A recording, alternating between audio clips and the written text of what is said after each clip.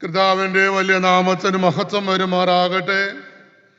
അനുഗ്രഹീതമായ ഈ രാത്രിയിൽ കർത്താവിൻ്റെ വചനത്തിൻ്റെ ശുശ്രൂഷക്കാരനായി നിങ്ങളുടെ നടുവിൽ ഒരു പ്രാവശ്യം കൂടി നിൽക്കാൻ എന്നെ യോഗ്യനാക്കിയ എൻ്റെ ദൈവത്തിന് എല്ലാ മഹത്വവും ഞാൻ പ്രാരംഭമായിട്ട് അർപ്പിക്കുന്നു. പ്രത്യേകിച്ച് വേദിയിലായിരിക്കുന്ന ഏറ്റവും ബഹുമാന്യരായ അച്ഛന്മാർ, കടന്നു വന്ന വിശ്വാസ സമൂഹം, എല്ലാവർക്കും ക്രിസ്തുയേശുവിന്റെ നാമത്തിൽ സ്നേഹവന്ദനം അറിയിക്കുകയും ചെയ്യുന്നു. ചില വർഷങ്ങൾക്ക് മുമ്പ് ഈ ഇടവകയുടെ ആനുവൽ കൺവെൻഷനിൽ കടന്നു വന്ന 2-3 രാത്രിയിൽ ഇവിടെ താമസിച്ച് ദൈവവചനം പ്രസംഗിക്കാൻ ഇടയായിട്ടുണ്ട്. എന്നാൽ ദീർഘവർഷങ്ങൾക്ക് ശേഷം വീണ്ടും ഇപ്രകാരം ഒരു ശുശ്രൂഷ ഇവിടെ പങ്കെടുക്കുമ്പോൾ ഒത്തിരി സന്തോഷമുണ്ട്. ദൈവത്തിന് ഒത്തിരി മഹത്വം കരയേറ്റുന്നു. പ്രത്യേകിച്ച് ഇടവക വികാരി അച്ഛൻ ഷണ്ണച്ചൻ പ്രത്യേകം പറഞ്ഞ എല്ലാ നല്ല വാക്കുകൾ എൻ്റെ ശുശ്രൂഷയുടെ ആരംഭ കാലഘട്ടങ്ങളിൽ ഞാൻ നവജീവോദയ മിഷൻ സന്ധ്യ ടീമുമായിട്ടുള്ള ബന്ധത്തിൽ ആ ടീമിലെ ഒരു പ്രസംഗകനായി യാത്ര ചെയ്യുന്ന ആ കാലഘട്ടങ്ങളിൽ വെച്ചുച്ചിറയിലുള്ള ആ കൺവെൻഷനിൽ എൻ്റെ ഓർമ്മയിൽ നിന്നുമുണ്ട്. വളരെ അനുഗ്രഹിക്കപ്പെട്ട ശുശ്രൂഷ ചെയ്തതൊക്കെ എൻ്റെ മനസ്സിൽ ഇന്നും തങ്ങി നിൽക്കുന്നു. പ്രിയപ്പെട്ട അച്ഛൻ അതൊക്കെ ഓർത്തെടുത്ത് എന്നെ സ്വാഗതം ചെയ്തപ്പോൾ ഇവിടെ ഇരുന്ന് ഞാൻ ഒത്തിരി ദൈവത്തിന് സ്തോത്രം ചെയ്തു. കാരണം എത്രയോ വർഷങ്ങൾക്ക് മുമ്പാണ് പൗലോസ് പറഞ്ഞു, നിൽക്കുന്നവൻ വീഴാതിരിപ്പാൻ സൂക്ഷിച്ചു കൊള്ളട്ടെ. 27 വർഷം ഈ ശുശ്രൂഷയിൽ നിർത്തിയ ദൈവകൃപ ഞാൻ ഇവിടെ ഇരുന്ന് ഓർക്കുകയായിരുന്നു. ദൈവം നടത്തിയ വിധങ്ങളെയൊക്കെ ഓർക്കുന്നു. പ്രത്യേകിച്ച് പ്രിയപ്പെട്ട അച്ഛനിലൂടെ അന്ന് തൊട്ട് ലഭിച്ച സ്നേഹവും കരുതലും നല്ല ഊഷ്മളമായ ബന്ധവുമാണ് ഇന്ന് രാത്രിയിലും ഇവിടെ നിൽക്കാനിടയായത്. പ്രത്യേകമുള്ള സ്നേഹം, നന്ദി, കടപ്പാട് ഞാൻ ഈ സമയത്ത് അറിയിക്കുന്നു. പ്രിയപ്പെട്ട ഷിജു റോബർട്ട് അച്ഛൻ ഈ രാത്രിയിൽ ഈ ശുശ്രൂഷയിൽ സംബന്ധിക്കുന്നു. അച്ഛനോട് ഒരുമിച്ച് മാർത്തോമാ സുവിശേഷ പ്രസംഗ സംഘത്തിന്റെ മാനേജിംഗ് കമ്മിറ്റിയിൽ അച്ഛൻ മാനേജിംഗ് കമ്മിറ്റി അംഗമായിരുന്നു. ചേർന്ന് പ്രവർത്തിപ്പാൻ ദൈവം ഇടയാക്കി. പ്രത്യേകിച്ച് ഇന്ന് രാത്രിയിൽ അച്ഛനും ഈ ശുശ്രൂഷയിൽ സംബന്ധിക്കുന്നതിൽ ഒരുപാട് സന്തോഷമുണ്ട്.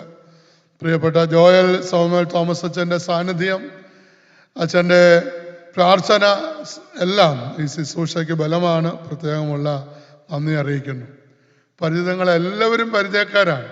നിങ്ങളുടെയൊക്കെ വീടുകളിൽ ഒക്കെ വന്ന് ഭക്ഷിക്കാനും പ്രാർത്ഥിക്കാനും കഴിഞ്ഞ പ്രാവശ്യം വന്നപ്പോൾ, അതുകൊണ്ട് ഞാൻ ആരെയും പേരെടുത്ത് പറയുന്നില്ല. ഒരു പേര് പറഞ്ഞാൽ മറ്റൊരു പേര് വിട്ടുപോകും.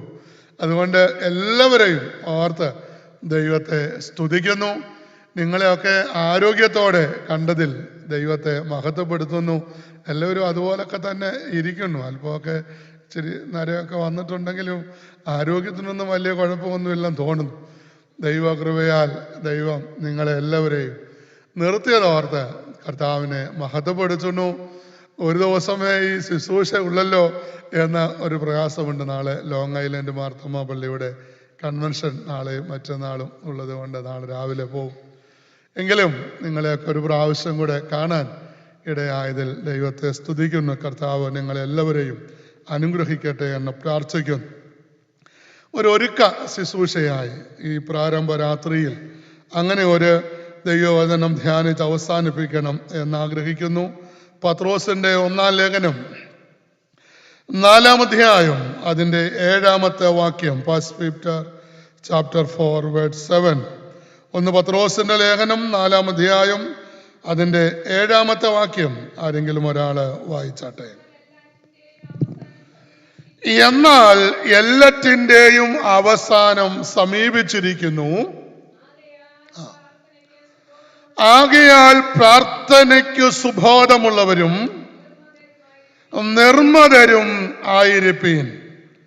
എന്നാൽ എല്ലാറ്റിൻ്റെയും അവസാനം സമീപിച്ചിരിക്കുന്നു. ആകയാൽ പ്രാർത്ഥനയ്ക്ക് സുബോധമുള്ളവരും നിർമ്മതരും ആയിരിപ്പീൻ. തലകളെ വണക്കാം, പ്രാർത്ഥിക്കാം. എല്ലാവരും കണ്ണുകളടച്ചാട്ടെ. ഹൃദയങ്ങളെ ദൈവസന്നിധിയിൽ ഏകാഗ്രമാക്കി ഒരു നിമിഷം എല്ലാവരും പ്രാർത്ഥിച്ചാട്ടെ. പ്രിയപ്പെട്ട കർത്താവേ, ഞങ്ങളോട് വചനം പറയാൻ അങ്ങയ്ക്ക് പ്രസാദം തോന്നണമേ. എല്ലാവരും പ്രാർത്ഥിച്ചാട്ടെ, മറ്റൊന്നും പ്രാർത്ഥിക്കണ്ട. ഞങ്ങളോട് ഇന്ന് രാത്രി വചനം പറയാൻ കർത്താവേ അങ്ങയ്ക്ക് കരുണ തോന്നണമേ എന്ന് നമുക്ക് പ്രാർത്ഥിക്കാം. താഴ്ചയിൽ എനിക്കവൻ തണലേകെ താങ്ങി എന്നെ വെച്ച് വഴി നടത്തെ തുടച്ചെന്റെ കണ്ണു നീർപ്പോൻ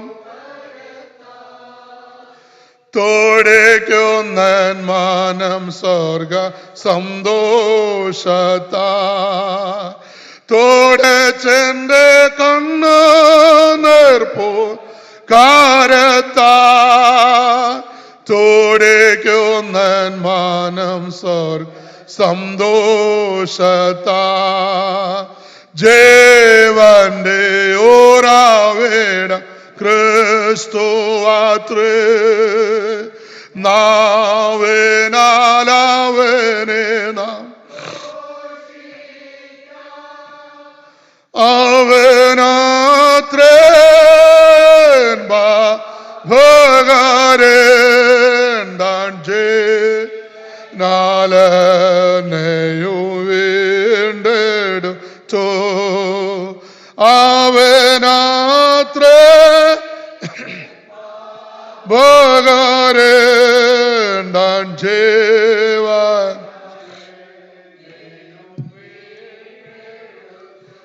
നല്ല കർത്താവേ, വിശ്വസ്തനായ ദൈവമേ, നല്ല രാത്രിക്കായി സ്തോത്രം. പ്രിയപ്പെട്ട കർത്താവേ, ഞങ്ങൾക്ക് അവിടുത്തെ പാദപീഠത്തിൽ അടിച്ചു വന്ന് അവിടുത്തെ തിരുമുഖത്ത് നോക്കാൻ ലഭിച്ച വലിയ ദൈവകൃപയ്ക്കായി സ്തുതിക്കുന്നു. കർത്താവേ, ഇന്ന് രാത്രിയിൽ ഞങ്ങൾക്ക് അപ്പത്തിനായുള്ള വിശപ്പല്ല, വെള്ളത്തിനായുള്ള ദാഹവുമല്ല, നിന്റെ വചനം കേൾക്കാനുള്ള വലിയ ആവേശത്തോടെ ഞങ്ങൾ ഇന്ന് രാത്രി നിന്റെ സന്നിധിയിൽ വന്നിരിക്കുന്നു. പ്രിയപ്പെട്ട കർത്താവേ, നീ ഞങ്ങളോട് മനസ്സറിയണമേ. ഞങ്ങളുടെ പിതാക്കന്മാരുടെ മേൽ പകർന്ന ഒരാത്മ പകർച്ച ഹല്ലേലൂയ ഇന്ന് രാത്രി നീ ഞങ്ങളുടെ നടുവിൽ അയക്കണമേ.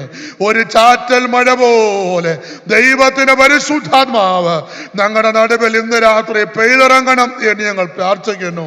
നിന്റെ കുഞ്ഞുങ്ങളൊക്കെ കർത്താവെ ബന്ധപ്പെട്ട് ആമേൻ മണിക്കൂറുകളൊക്കെ യാത്ര ചെയ്ത് ഇന്ന് രാത്രി ഈ ആലയത്തിനകത്ത് കടന്നു വന്നത് വൃഥാവാകാൻ നീ അനുവദിക്കല്ലേ എന്ന് ഞങ്ങൾ പ്രാർത്ഥിക്കുന്നു. നിന്റെ വചനത്താൽ ഞങ്ങൾ കർത്താവെ സന്തോഷത്തോടെ കൈക്കൊണ്ട് ഇവിടുന്ന് സൗഖ്യത്തോടെ മടക്കി നീ ഞങ്ങളെ അയക്കണം എന്ന് പ്രാർത്ഥിക്കുന്നു. ഞങ്ങളുടെ നടുവിലായി ഞങ്ങൾ അഭിഷക്തന്മാർക്കായി സ്തോത്രം. കടന്നു വന്ന വിശ്വാസ സമൂഹത്തിനായി പ്രാർത്ഥിക്കുന്നു. ഒരുമിച്ച് നീ ഞങ്ങളെ അനുഗ്രഹിക്കുന്നുണ്ട് സ്തോത്രം. മഹത്വം അങ്ങെടുക്കണം യേശു ക്രിസ്തുവിന്റെ വിലയേറിയ നാമത്തിൽ തന്നെ. ആമേൻ. വിശുദ്ധ വേദപുസ്തകത്തിൽ പ്രാർത്ഥന എന്ന വിഷയം വളരെ ആധികാരികമായി മണിക്കൂറുകൾ നാം പഠിക്കേണ്ട ഒരു വിഷയമാണ്. ഇന്ന് രാത്രിയിൽ അതിന്റെ പശ്ചാത്തലത്തിലേക്കോ അതിന്റെ വിവിധ വശങ്ങളിലേക്കോ ഒന്നും പോകാൻ ഞാൻ ആഗ്രഹിക്കുന്നില്ല. What are the blessings of the who prays? പ്രാർത്ഥിക്കുന്നവന്റെ നന്മ, അനുഗ്രഹം എന്ന വിഷയം 3 കാര്യങ്ങൾ നിങ്ങളുടെ ശ്രദ്ധയിലേക്ക് കൊണ്ടുവരണം എന്നത്രേ ആഗ്രഹിക്കുന്നത്. എന്താണ് പ്രാർത്ഥിക്കുന്നവന്റെ ബ്ലെസ്സിങ്, പ്രാർത്ഥിക്കുന്നവന്റെ അനുഗ്രഹം എന്ന് ദൈവവചനത്തിൽ നിന്ന് ഓർപ്പിക്കാനായിട്ട് ആഗ്രഹിക്കുകയാണ്. ഇവിടെ നമ്മൾ വായിച്ച വാക്യം നിങ്ങൾ ശ്രദ്ധിക്കണം. ഇവിടെ എഴുതിയിരിക്കുന്നു, എന്നാൽ എല്ലാറ്റിന്റെയും അവസാനം സമീപിച്ചിരിക്കുന്നു, ആകയാൽ നിങ്ങൾ പ്രാർത്ഥനയ്ക്ക് സുബോധമുള്ളവരും നിർമ്മതരും ആയിരിക്കണം. ഈ വാക്ക് ഞാൻ തിരഞ്ഞെടുത്തതിന്റെ ഒരു കാരണം എന്താണ് എന്ന് ചോദിച്ചാൽ, എന്നെയും നിങ്ങളെയും പലപ്പോഴും പ്രാർത്ഥിക്കാൻ പ്രേരിപ്പിക്കുന്നത് നമ്മുടെ ജീവിതത്തിലെ പ്രശ്നങ്ങളാണ്. ശരിയല്ലേ? നിങ്ങൾ തലയൊന്ന് നാട്ടുന്നത് നല്ലതാ. എന്റെ കൂടെ ഈ പരിധി റേഞ്ചിനകത്ത് നിൽക്കണം, കട്ടാകരുത്.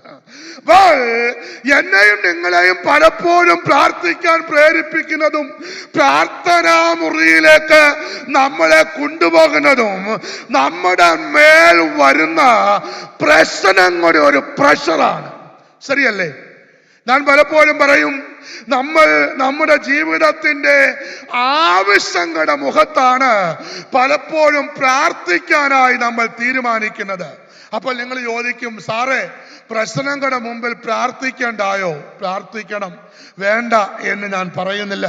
അതിനൊരു കുഴപ്പമുണ്ട്. എന്താ കുഴപ്പമെന്ന് ചോദിച്ചാൽ, നമ്മുടെ വീട്ടിലെ പ്രിയപ്പെട്ടവരുടെ രോഗം നിമിത്തമാണ് നമ്മൾ പ്രാർത്ഥിക്കാൻ തീരുമാനിക്കുന്നതെങ്കിൽ രോഗസൗഖ്യം ലഭിച്ചു കഴിയുമ്പോൾ പ്രാർത്ഥന നിന്നു പോകാനുള്ള സാധ്യതയുണ്ട്.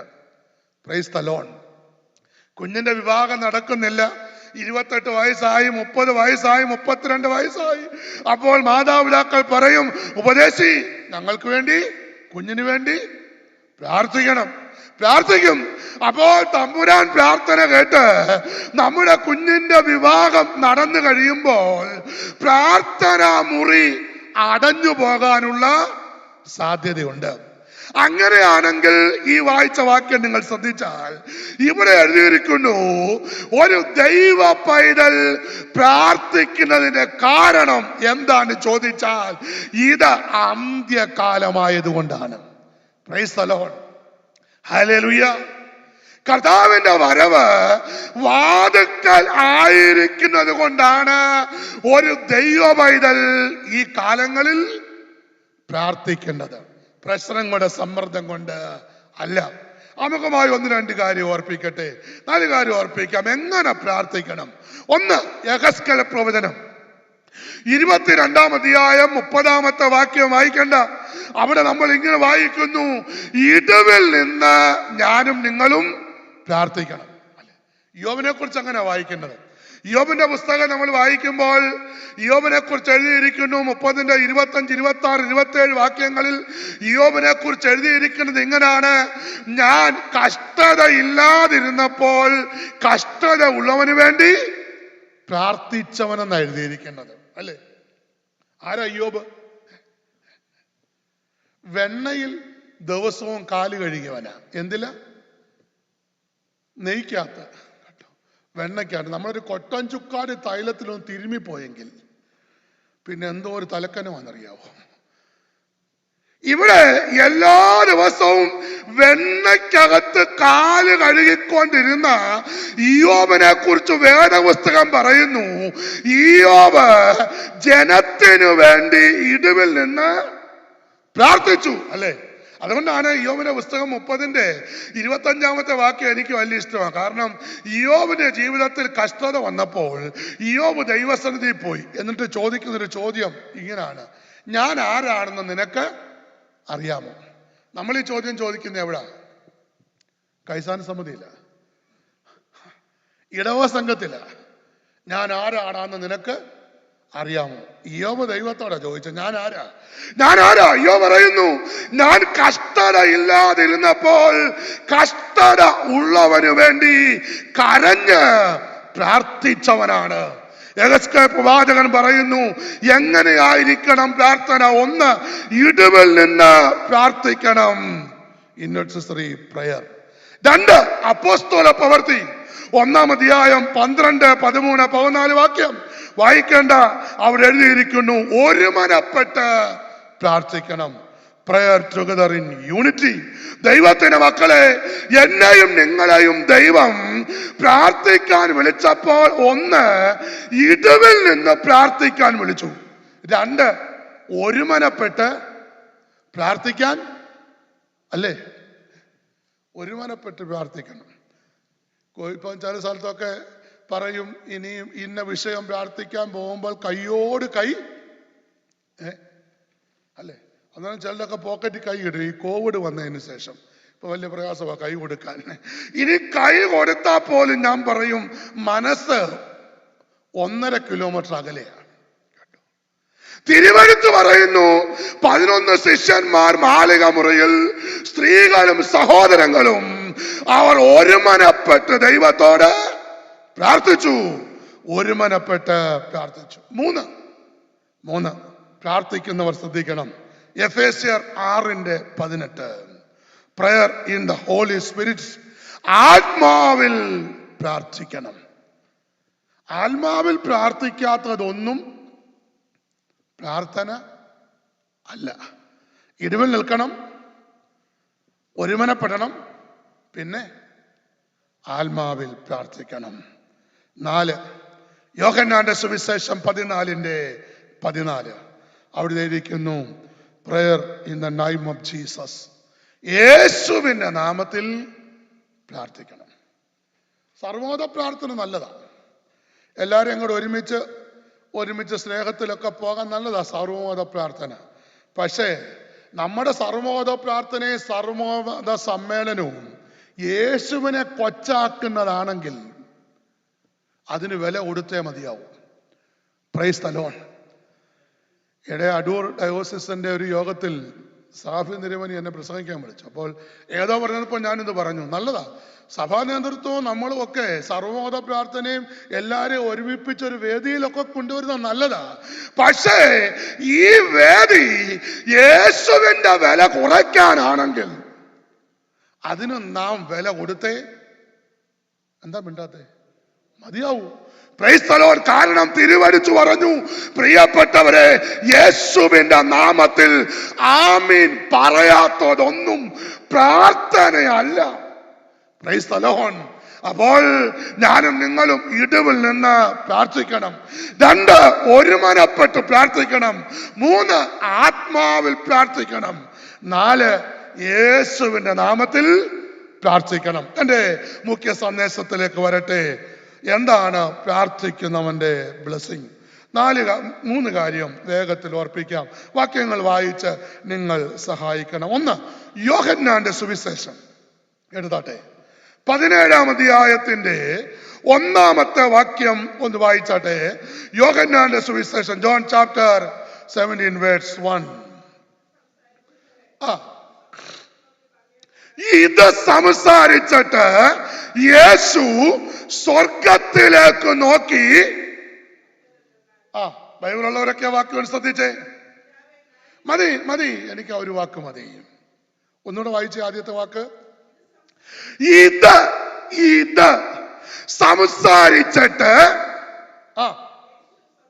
യേശു സ്വർഗത്തിലേക്ക് നോക്കി പറഞ്ഞതെന്തെന്നാൽ മതി. Price the Lord. ദൈവത്തിന്റെ മക്കളെ, 1 പ്രാർത്ഥിക്കുന്നവന് സ്വർഗം കണ്ണെത്തുന്ന ദൂരത്തിലാണ്. Who prays can see the heaven. പ്രാർത്ഥിക്കുന്ന ദൈവമൈതലിന് സ്വർഗം കണ്ണെത്തുന്ന ദൂരത്തിലാണ്. ആമീൻ. ഒരു സ്തോത്രം വന്നില്ലല്ലോ അല്ലേ? പ്രാർത്ഥിക്കുന്ന ദൈവപൈതലിന് സ്വർഗം കണ്ണെത്തുന്ന ദൂരത്തിലാന്ന് പറഞ്ഞിട്ട് ബാൽറ്റിമോർ പള്ളിക്കകത്തിരിക്കുന്നവർക്ക് ഒരു സന്തോഷവും വന്നില്ല. സ്തോത്രം അല്ലേ? യെസ്. ഇന്ന് രാത്രിയിൽ ഓർക്കുക, യോഹന്നാന്റെ സുവിശേഷം 14, 15, 16 അധ്യായങ്ങളിൽ യേശു ശിഷ്യന്മാരോടും തന്നെ ശ്രദ്ധിക്കുന്ന വലിയൊരു കൂട്ടം പുരുഷാരത്തോടും യേശു സംസാരിക്കുകയാണ്. അതാണ് 14, 15, 16 അധ്യായങ്ങളിൽ കാണുന്നത്. യേശു അവരോട് സംസാരിച്ചിട്ട് 17-ാം അധ്യായത്തിന്റെ പ്രാരംഭ വാക്യത്തിൽ എഴുതിയിരിക്കുന്നു, യേശു സ്വർഗത്തിലേക്ക് നോക്കി പറഞ്ഞതെന്തെന്നാൽ. ഞാൻ നാട്ടിൽ പറയും, നമ്മുടെ കുഞ്ഞുങ്ങൾ എല്ലാവരും കൺമുമ്പിലില്ല. ഒരുപക്ഷെ നമ്മുടെ ഭർത്താക്കന്മാർ നമ്മുടെ കണ്ണിന്റെ മുമ്പിലില്ല. ഒരുപക്ഷെ നമ്മുടെ മാതാപിതാക്കൾ കണ്ണിന്റെ മുമ്പിലില്ല. എന്നാൽ ഇന്ന് രാത്രി പറയട്ടെ, പ്രാർത്ഥിക്കുന്ന ദൈവപൈതന്റെ മുമ്പിൽ സ്വർഗം കണ്ണെത്തുന്ന ദൂരത്തിലുണ്ട്. ഹല്ലേലൂയ. ആമേൻ. ഇല്ലേ? 2-3 ഗുണം പറയാൻ പോകുക. 2-3 ഗുണം. ഈ സ്വർഗം കണ്ണെത്തുന്ന ദൂരത്തിൽ ആണെന്ന് പറഞ്ഞാൽ ഞാൻ ഇങ്ങനെ പറയും, ക്ലോസ് റിലേഷൻഷിപ്പ്. എന്താ ചോദിച്ചാൽ, കർത്താവിന്റെ മുഖത്ത് നോക്കി കാര്യം പറയാം. ശരിയല്ലേ? ഞാന് അച്ഛനുമായിട്ട് ഫോണിൽ സംസാരിച്ചു ഇന്നലെ ഇന്ന് രാവിലെ ഒക്കെ. എന്നാൽ വീട്ടിൽ വന്നിരുന്ന് സംസാരിക്കുമ്പോൾ വ്യത്യാസമില്ലേ? അതിന് വലിയ ഭാഷയും വലിയ നിഘണ്ടുവും ഒന്നും വലിയ ഒഫീഷ്യൽ വേർഡൊന്നും വേണോ? വേണ്ട. അങ്ങനെയാണെങ്കിൽ മുഖത്ത് നോക്കി സംസാരിക്കാം എന്ന് പറഞ്ഞാൽ എന്റെ കാര്യം എനിക്ക് വളരെ ക്ലിയറായി എന്റെ ദൈവത്തോട് പറയാം. സ്തോത്രം. നിങ്ങൾ ഉൽപ്പത്തി പുസ്തകം ഒന്ന് എടുത്തേ. 18-ാം അധ്യായം 22 മുതലുള്ള വാക്യം 1-2 വായിച്ചേ.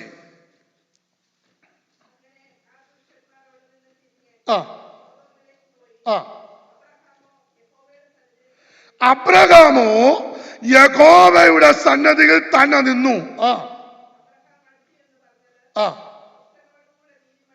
മതി, സമയത്തിന്റെ പരിമിതി കൊണ്ടാണ്. ഇവിടെ നമ്മൾ വായിക്കുന്നത്, പ്രിയപ്പെട്ടവരെ, ദൈവത്തിന്റെ ദൂതന്മാർ അബ്രഹാമിന്റെ വീട് സന്ദർശിച്ചു.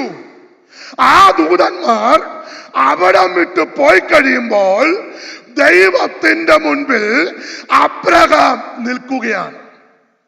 26-ാമത്തെ വാക്യത്തിലാന്ന് തോന്നുന്നു അവിടെ ഇങ്ങനെ എഴുതിയിട്ടുണ്ട്, പുഴുവും വെണ്ണീറുമായ ഞാൻ ദൈവത്തോട് സംസാരിച്ചല്ലോ. മുഖത്ത് നോക്കി അബ്രഹാം ആരോട് സംസാരിക്കുക? ദൈവത്തോട് അബ്രഹാം മുഖത്തു നോക്കി സംസാരിക്കുകയാണ്. എന്താണ് മുഖത്തു നോക്കി സംസാരിച്ചാലുള്ള ഗുണം? ഒന്ന് കുറിക്കേണ്ടവർ കുറിക്കാം. ഒന്ന്, ദൈവത്തെ പിടിച്ചു നിർത്താൻ കഴിയും. Abraham held on to God. Abraham ദൈവത്തെ പിടിച്ചു നിർത്തുകയാണ്. അയ്യോ, വലിയവനായ ദൈവത്തെ മനുഷ്യനെ പിടിച്ചു നിർത്താൻ ഒക്കുമോ? പ്രാർത്ഥിക്കുന്ന ദൈവ പൈതലിന് ദൈവത്തെ എന്തോ ചെയ്യാം? പിടിച്ചു നിർത്താനൊക്കും. അബ്രഹാം ദൈവത്തെ പിടിച്ചു നിർത്തുക. പ്രിയപ്പെട്ടവരെ, ദൈവത്തെ മുൻപോട്ട് വിടാതെ അബ്രഹാം യേശു ദൈവത്തിന്റെ മുഖത്ത് നോക്കി ദൈവത്തെ പിടിച്ചു നിർത്തുകയാണ്. ചിലക്കെങ്കിലും സംശയമുണ്ടാകാം. 2 വാക്യത്തിലൂടെ തെളിയിക്കാം. പുറപ്പാട് പുസ്തകം 32-ാം അധ്യായം 10-ാമത്തെ വാക്യത്തിൽ നമ്മൾ വായിക്കുന്നു, ദൈവത്തെ ഒരു മനുഷ്യൻ പിടിച്ചു നിർത്തി. പുറപ്പാട് 32:10 എടുത്തിട്ടുണ്ടെന്ന് വായിച്ചു.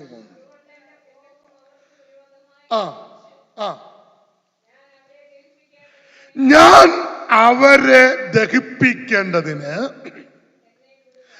എന്നെ എന്തോ ചെയ്യുക? എന്നെ വിടുക. ദൈവം പറയുകയാണ്, മോശയോട് പറയുകയാണ്, എന്നെ വിടുക എന്ന് പറഞ്ഞാൽ അതിന്റെ അർത്ഥം എന്താ? യെസ്, സ്വന്തം ബൈബിളാന്നെ വരയിട്ടേക്കണം. ആരുടെയെങ്കിലും എടുത്തോണ്ട് വന്നേ വരയ്ക്കണ്ട കേട്ടോ. ദൈവത്തെ പിടിച്ചു നിർത്താനൊക്കുമോ? പിടിച്ചു നിർത്താനൊക്കും. പ്രാർത്ഥിക്കുന്നവന് ദൈവം കണ്ണിന്റെ മുമ്പിലാണെങ്കിൽ ഒന്നാമത്തെ ഗുണം, ദൈവത്തെ പിടിച്ചു നിർത്താനൊക്കും. അബ്രഹാം ദൈവത്തെ പിടിച്ചു നിർത്തി. Price the Lord. മോശ ദൈവത്തെ പിടിച്ചു നിർത്തി. ഇനിയും സംശയമുണ്ടോ? ഉൽപ്പത്തി പുസ്തകം 32:26 യാക്കോബ് ദൈവത്തെ പിടിച്ചു നിർത്തി. അല്ലേ? ഉഷസാവുന്നു, എന്നെ വിടുക, ഞാൻ പോകട്ടെ. അപ്പോൾ ഇന്ന് രാത്രിയിൽ ഓർക്കേണ്ടത്, പ്രാർത്ഥിക്കുന്ന ദൈവപൈതലിന്റെ ഏറ്റവും വലിയ അനുഗ്രഹം എന്ന് പറയുന്നത് സ്വർഗം കണ്ടെത്തുന്ന ദൂരത്തിലാണ്. എന്ന് പറഞ്ഞാൽ ദൈവത്തോട് മുഖത്ത് നോക്കി കാര്യം പറയാം. അങ്ങനെ പറഞ്ഞാൽ ഒന്നാമത്തെ ഗുണം, ദൈവത്തെ എന്തോ ചെയ്യാം? പിടിച്ചു നിർത്താം. രാവിലെ സ്കൂളിൽ പോയ പെൺകുട്ടി വൈകിട്ട് വിശന്ന് വീട്ടിൽ കയറി വരിക. വിശന്നാ വരുന്നത്. അപ്പോൾ വിശന്ന് ഇങ്ങോട്ട് കയറി വന്നിട്ട് അമ്മയുടെ അടുത്ത് വന്ന് നിന്നോട്ട് ഈ മോള് പറയുക, അമ്മ ഇച്ചിരി അന്നം തരണേ എന്നാണ് പറയുന്നത്. അമ്മ ഇച്ചിരി അന്നം തരണേന്ന് പറഞ്ഞാൽ അന്നമ്മ അന്നേരെ ബോധം കെട്ട് താഴെ വീഴും. പിന്നെന്താ പറയും?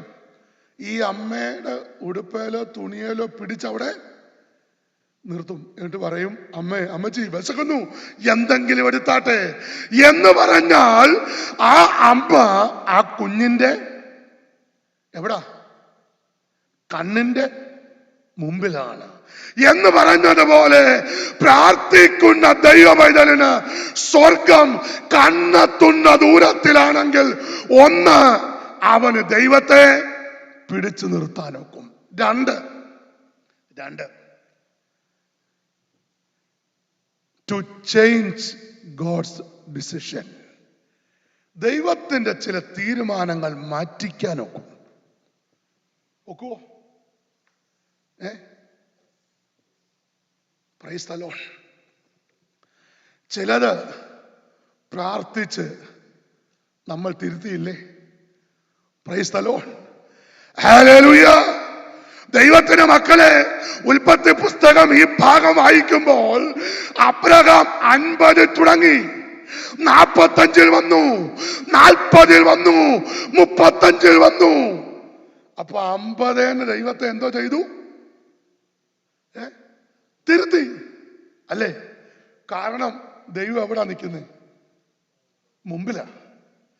ഒരു ഉദാഹരണം എനിക്ക് മനസ്സിലാവും. ഒരു അഡ്മിഷന് വേണ്ടി കോളേജിന്റെ മാനേജരെ ഫോണിൽ വിളിച്ചു. സാർ, ബികോമിനൊരു സീറ്റ് വേണമല്ലോ. ഉടനെ പുള്ളി പറയും, അഡ്മിഷൻ ക്ലോസ്, ഒരു രക്ഷയുമില്ല, എല്ലാം ഫില്ലായി. 1 മണിക്കൂർ കഴിഞ്ഞ് ഓഫീസിലോട്ട് ഒന്ന് ചെന്ന് ആ സാറിന്റെ മുമ്പിൽ വന്നിരുന്നിട്ട്, സാറേ, ഒരു അത്യാവശ്യമാണ്, ഒരു സീറ്റ് 2-3 വട്ടം എന്ന് പറഞ്ഞു നോക്കി. രാവിലെ എല്ലാം ഫില്ലായെന്ന് പറഞ്ഞ സാർ എന്താ പറയുന്നറിയാമോ? കണ്ടോ, ആരാ പറഞ്ഞു? കറക്റ്റ്, നോക്കട്ടെ, ശരിയല്ലേ?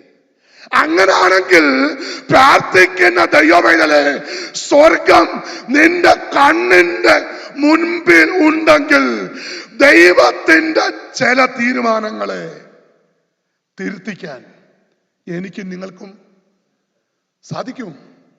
Price the Lord. ഒന്ന്, ദൈവത്തെ പിടിച്ചു നിർത്താം. കാരണം പ്രാർത്ഥിക്കുന്നവന് സ്വർഗം കണ്ണെത്തുന്ന ദൂരത്തില്. 2, തീരുമാനങ്ങൾ മാറ്റിക്കാം. 3, എനിക്ക് ഒത്തിരി സന്തോഷമുള്ളൊരു വാക്കാത്. മുഖത്ത് നോക്കി കാര്യം പറഞ്ഞാൽ ഉത്തരം നീ പ്രതീക്ഷിച്ചതിനേക്കാൾ ശ്രേഷ്ഠമായിരിക്കും. Praise the Lord. 50, 40, 45 തമ്പുരാൻ ഒടുവിൽ വന്നപ്പോൾ താഴോട്ടിങ്ങി വന്നു. അബ്രഹാം അത്രയും പോലും. ഇന്ന് രാത്രി ഇവിടെ ഇരിക്കുന്ന ദൈവമക്കളോട് ചോദിക്കട്ടെ, കഴിഞ്ഞ നാളുകളിൽ അങ്ങനെ പ്രാർത്ഥിച്ചതിന്റെ ഫലമായി പ്രതീക്ഷിക്കാത്ത ഒരുപാട് മറുപടി ജീവിതത്തിൽ കിട്ടിയവർ ഇവിടെ ഇരിപ്പില്ലയോ? Praise the Lord. ഹല്ലേലൂയ. പ്രാർത്ഥിക്കുന്ന ദൈവമൈതലേ, പ്രാർത്ഥിക്കുന്നവന് സ്വർഗം കണ്ണെത്തുന്ന ദൂരത്തിലാണ്. ഇനി ഒരു ഉദാഹരണം കൂടെ പറഞ്ഞ ഭാഗം വിടാം. പറയാ ആരാന്ന്? സ്തെഫാനോസ് ഇല്ലേ? അപ്പോസ്തല പ്രവൃത്തി നമ്മൾ വായിക്കുമ്പോൾ നിങ്ങൾ ശ്രദ്ധിച്ചു നോക്കിയാൽ അറിയാം. അതിന്റെ 7-ാമത്തെ അധ്യായം 54-55 വാക്യങ്ങൾ വായിക്കുമ്പോൾ സ്തെഫാനോസ് കല്ലേറ് കൊണ്ട് പിളയുകയാണ്, ശരീരം വേദനിക്കുകയാണ്. അപ്പോൾ സ്തെഫാനോസ് എന്താ കാണുന്നത്? സ്വർഗം തുറന്നിരിക്കുന്നു. കൺമുമ്പിൽ ആരാണ്? ദൈവം.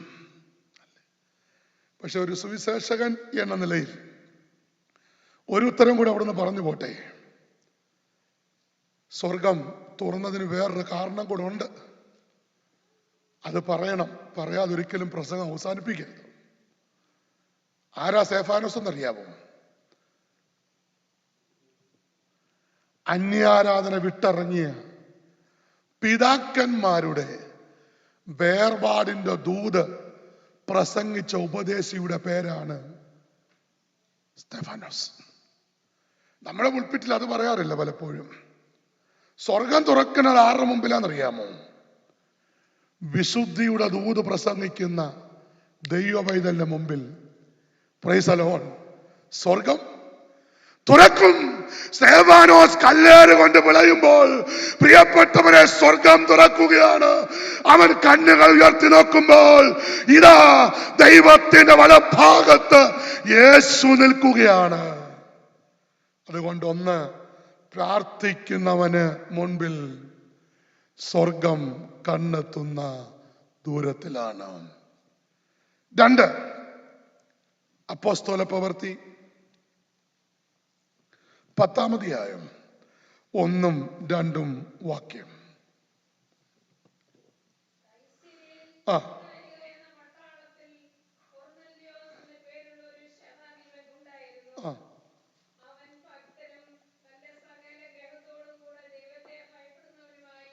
അവൻ ഭക്തനും ദൈവത്തെ ഭയപ്പെടുന്നവനും പിന്നെ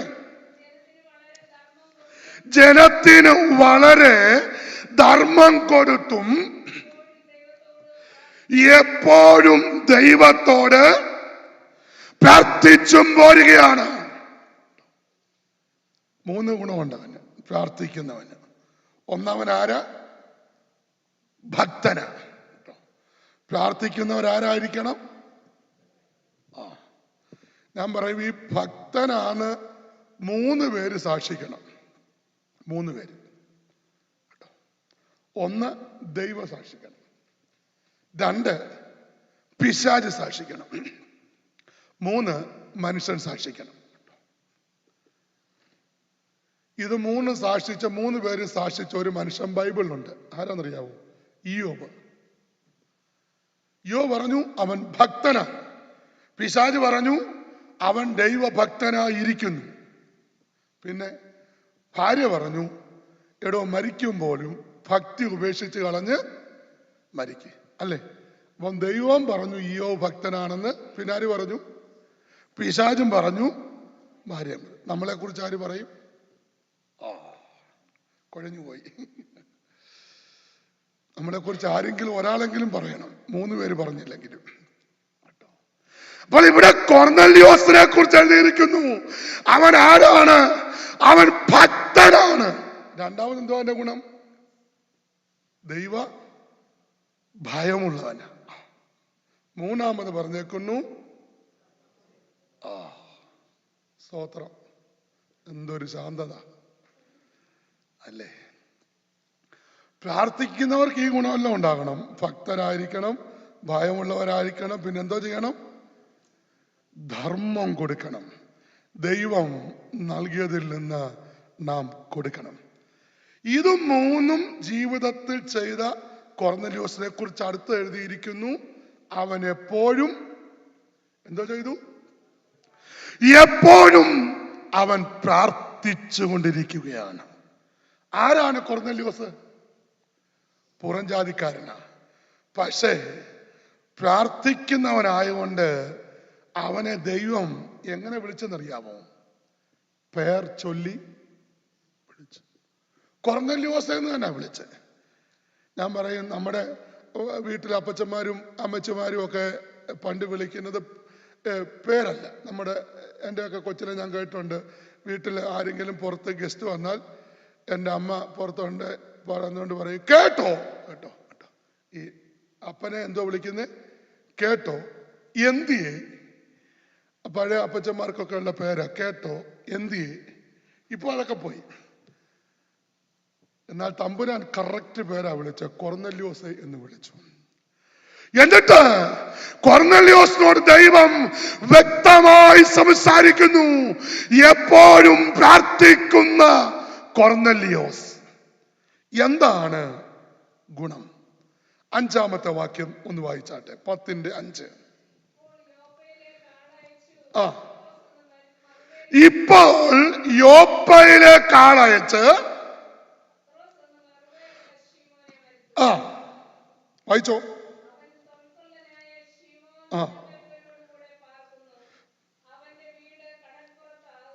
മതി. ഈ വാക്യം വായിക്കുമ്പോൾ പലപ്പോഴും നമുക്ക് ചിലത് മനസ്സിലാകാതെ പോകും. എന്താണ് അതിന്റെ അർത്ഥം? കൊർന്നല്യോസിനോട് പറഞ്ഞു, കൊർന്നല്യോസേ, പ്രാർത്ഥനയെല്ലാം നല്ലതാ, പക്ഷെ നീ വചനം കേൾക്കണം. വചനം കേൾക്കണം എന്ന് പറഞ്ഞപ്പോൾ വചനം പ്രസംഗിക്കുന്നവരെ എവിടെ കിട്ടുമെന്ന് ആർക്കറിയത്തില്ല? കൊർന്നല്യോസിന് അറിയത്തില്ല. ഇനി 5-ാമത്തെ വാക്യം ശ്രദ്ധിച്ചേ. കൊർന്നല്യോസിനോട് പറയുകയാണ്, ഒരു ഉപദേശി വിസിറ്റിംഗ് വിസയിൽ ഇപ്പോൾ യോപ്പയിൽ വന്നിട്ടുണ്ട്. അവൻ തോൽക്കൊല്ലൻ ശീമോന്റെ വീട്ടിൽ താമസിക്കുന്നുണ്ട്. വിസിറ്റിംഗ് വിസയിൽ വന്ന ഉപദേശിയുടെ പേര് ശീമോൻ എന്നാണ്. അതാണ് 5-ാമത്തെ വാക്യത്തിന്റെ തനി അർത്ഥം. അങ്ങനെയാണെങ്കിൽ പ്രസംഗ വാക്കിൽ ഭാഷയിൽ പറയട്ടെ, പ്രാർത്ഥിക്കുന്നവന് വഴി പറഞ്ഞു കൊടുക്കുന്ന ഒരു ദൈവമുണ്ട്. Praise the Lord. Who prays will hear the voice of God. ദൈവ ശബ്ദം നാം കേൾക്കും. പ്രിയപ്പെട്ടവരെ ഓർക്കുക, പ്രാർത്ഥിക്കുന്ന ദൈവ പൈതലിന് പോകാനുള്ള വഴി പറഞ്ഞു കൊടുക്കുന്ന ഒരു ദൈവമുണ്ട്, അല്ലേ? ഇന്ന് രാത്രി ജീവിതത്തിന്റെ വഴിയെല്ലാം അടഞ്ഞ് പ്രതീക്ഷയെല്ലാം നഷ്ടപ്പെട്ട് ആരെങ്കിലും എന്നെ കേൾക്കുന്നെങ്കിൽ ദൈവവചനം പറയുന്നു, പ്രാർത്ഥിക്കുന്ന ദൈവ പൈതലിന് വഴി പറഞ്ഞു കൊടുക്കുന്ന ഒരു ദൈവമുണ്ട്. ബൈബിൾ പറയുന്നു, വഴിപോക്കന്മാർ ഭോഷന്മാരെങ്കിലും വഴിതെറ്റിക്കാത്ത ഒരു ദൈവം. നല്ല ഒരു ഉദാഹരണം, ന്യായാധിപന്മാരുടെ പുസ്തകം എടുക്കണമെന്നില്ല. 14-ാം അധ്യായം വായിക്കുമ്പോൾ പ്രാർത്ഥിച്ച് ജനിച്ച ഒരു പൈതലിന്റെ യാത്രയാണ് ശിംശോൻ. അമ്മ പ്രാർത്ഥിച്ചു, ദൈവം തലമുറയെ കൊടുത്തു. ശിംശോൻ ജനിച്ച് കഴിഞ്ഞപ്പോൾ ഈ അമ്മയുടെ പ്രാർത്ഥന നിന്നുപോയില്ല. നിങ്ങൾ ന്യായാധിപന്മാരുടെ പുസ്തകം 13-12 വായിച്ചാൽ ഇവന്റെ യാത്രയ്ക്ക് വേണ്ടി ദൈവത്തോട് ആലോചന ചോദിച്ച് പറഞ്ഞു വിടുകയാണ്. ഇങ്ങനെ ശിംശോൻ പോവുകയാണ്. 14-ാം അധ്യായം 15-16 വാക്യങ്ങൾ വായിക്കുമ്പോൾ ശിംശോൻ മുൻപോട്ട് പോകുന്നു. കുറെ കഴിഞ്ഞു. അവിടെ എഴുതിയിരിക്കുന്നത്, ഉടനെ ഒരു ബാലസിംഹം അവന്റെ നേരെ അലറി വന്നു. അങ്ങനല്ലേ വായിക്കുന്നേ?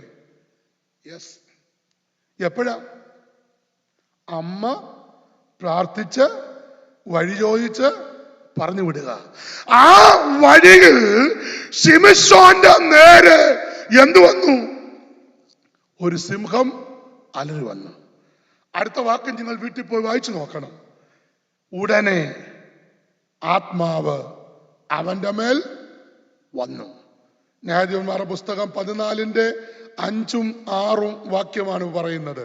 എടുത്തിട്ടുണ്ട്, ഒന്ന് വായിച്ചേര്.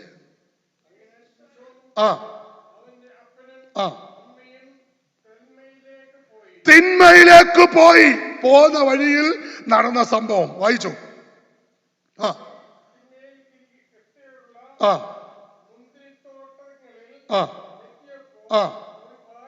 ഒരു ബാലസിംഹം അവന്റെ നേരെ അലറി വന്നു. Price the Lord. അപ്പോൾ യഹോവയുടെ ആത്മാവ് അവന്റെ മേൽ വന്നു. നിർത്തിക്കേ ദൈവമൈതലേ, നിന്റെ ജീവിതത്തിൽ വഴി തടഞ്ഞ് പിശാച് ഇറങ്ങി വരുമ്പോൾ തിരുവെഴുത്ത് പറയുന്നു, ഉടനെ എന്തോ വരും? സ്തോത്രം. Price the Lord. ഉടനെ യഹോവയുടെ ആത്മാവ് അവന്റെ മേൽ വന്നു.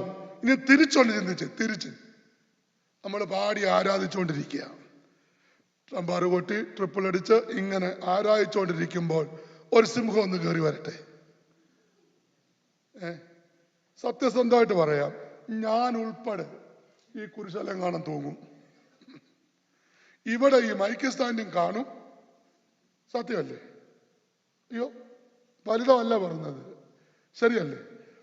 തീ കത്തിക്ക തീ കത്തിക്ക തീ കത്തിക്കാന്ന് ഇങ്ങനെ പാടിയിരിക്കുമ്പോൾ ബാറ്റുമോർ പള്ളിക്കകത്തോട്ട് ഒരു സിംഹം കയറി വന്നാൽ അച്ഛൻ ഉൾപ്പെടെ ഞാൻ ഉൾപ്പെടെ പള്ളിയുടെ മുകളിൽ കയറും.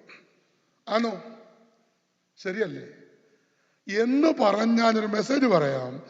നമ്മൾ വഴി ഒരുക്കാൻ ശ്രമിച്ചാൽ ഒരുക്കപ്പെടുന്നതല്ല ദൈവത്തിന്റെ വഴി. Price the Lord, hallelujah.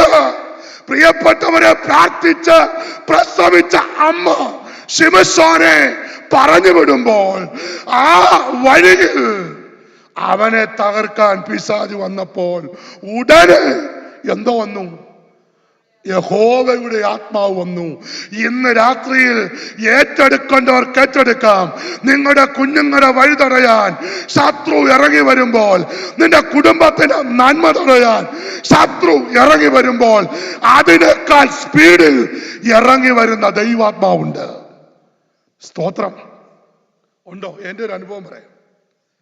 എൻ്റെ വീട്ടിൽ ഒരു സുവിശേഷകൻ വന്ന് താമസിച്ചു. ഞാൻ 13 വർഷം വാടകയ്ക്ക് താമസിച്ച ആളാണ്. അതുകൊണ്ട് ഞാൻ ഇപ്പോൾ താമസിക്കുന്ന വീട്ടിൽ സുവിശേഷകർക്ക് അച്ഛന്മാരൊക്കെ താമസിക്കും. ഒരു മുറി ഞാൻ അതിനു വേണ്ടി പണിതിട്ടുണ്ട്. ചിലർക്ക് വേണ്ടി താമസിക്കും. എന്നിട്ട് ഈ ദൈവദാസൻ ഏകദേശം 17 ദിവസം എന്റെ കൂടെ താമസിച്ചു. എന്നിട്ട് ഇദ്ദേഹം മസ്കറ്റിൽ ഒരു കൺവെൻഷന് വേണ്ടി പോവുകയാണ്. അപ്പോൾ ഞാനാണ് എൻ്റെ വണ്ടിയിൽ ഇദ്ദേഹത്തെ തിരുവനന്തപുരം എയർപോർട്ടിൽ കൊണ്ടുവിടാൻ പോവുകയാണ്. കായംകുളം നാഷണൽ ഹൈവേയിൽ കയറി ഓച്ചിറ കൊല്ലം വഴി തിരുവനന്തപുരം എയർപോർട്ടിലേക്ക് പോകുക. ഓച്ചിറ അടുക്കാറായപ്പോൾ എൻ്റെ വീട്ടിൽ നിന്ന് ഏകദേശം 9 കിലോമീറ്റർ ആയപ്പോൾ എൻ്റെ വണ്ടിയുടെ സ്പീഡ് കുറഞ്ഞു. വണ്ടി മുൻപോട്ട് പോകുന്നില്ല. ഞാൻ ആക്സിലേറ്റർ മാറ്റിയിടുന്നു, ഗിയർ മാറ്റിയിടുന്നു, ആക്സിലേറ്റർ ആഞ്ഞാഞ്ഞ് ചവിട്ടുന്നു, വണ്ടി സ്ലോ ആവുകയാണ്. ഞാൻ ഈ ദേവദാസനോട് പറഞ്ഞു, പ്രാർത്ഥിക്കാം. ഞങ്ങൾ കൈയോട് കൈ കോർത്ത് പിടിച്ചു പ്രാർത്ഥിച്ചു. വണ്ടി പിന്നെയും കുറച്ചുകൂടി ഓടി. കുറെ സമയം ലേറ്റായി. കരുനാപ്പള്ളി കന്നേറ്റി പാലം, ആ ഭാഗത്തുള്ളവർ ആരെങ്കിലും ഉണ്ട് അവർക്കറിയാം. കൊല്ലക മാർത്തോമ പള്ളിയുടെ ഫ്രണ്ടിൽ കന്നേറ്റി പാലം കഴിഞ്ഞ് മുമ്പോട്ട് ചെന്നപ്പോൾ വീണ്ടും വണ്ടി സ്ലോ ആയി. അതിനടുത്ത കിഴക്ക് വശത്തെ പെട്രോൾ പമ്പിൽ വണ്ടി ഒതുക്കി. ഏകദേശം 1 മണിക്കൂർ കഴിഞ്ഞു. ഞാൻ എൻ്റെ ഒരു സ്നേഹിതനെ ഫോൺ ചെയ്തു. രാത്രി ഏകദേശം 1:30 അദ്ദേഹം എഴുന്നേറ്റു. ഞാൻ പറഞ്ഞു, ഇങ്ങനൊരു സംഭവം ഉണ്ടായി, ഞങ്ങൾ ഇവിടെ കിടക്കുകയാണെന്ന് പറഞ്ഞു. അദ്ദേഹം എഴുന്നേറ്റ് റെഡിയായി. അദ്ദേഹത്തിൻ്റെ കാറും എടുത്തുകൊണ്ട് ഇവിടെ വന്നു. എൻ്റെ വണ്ടിയിൽ നിന്ന് എല്ലാ സാധനവും എടുത്ത് ആ കാറിൽ വെച്ചു. എന്നിട്ട് ഈ ദൈവദാസനോട് ഞാൻ പറഞ്ഞു, വിദേശത്ത് പോയിക്കോ, ഞാൻ രാവിലെ വണ്ടി ശരിയാക്കി ഇവിടുന്ന് പോയിക്കോളാം. പിന്നെ എല്ലാ സാധനവും ഈ വണ്ടിയിൽ നിന്ന് എടുത്തേന്ന് നോക്കിയേക്കണേന്ന് പറഞ്ഞു. ഇദ്ദേഹം തപ്പിയിട്ട് എന്നോട് പറഞ്ഞു, വിസയും ടിക്കറ്റും ഇരിക്കുന്ന ബാഗ് കാണുന്നില്ലെന്ന് പറഞ്ഞു. വിസയും ടിക്കറ്റും ഇരിക്കുന്ന ബാഗ് കാണുന്നില്ല. വണ്ടി മുഴുവൻ അരിച്ചു പെറുക്കി, കാണുന്നില്ല. ഞാൻ ഉടൻ തന്നെ എൻ്റെ ഭാര്യയെ വിളിച്ചു.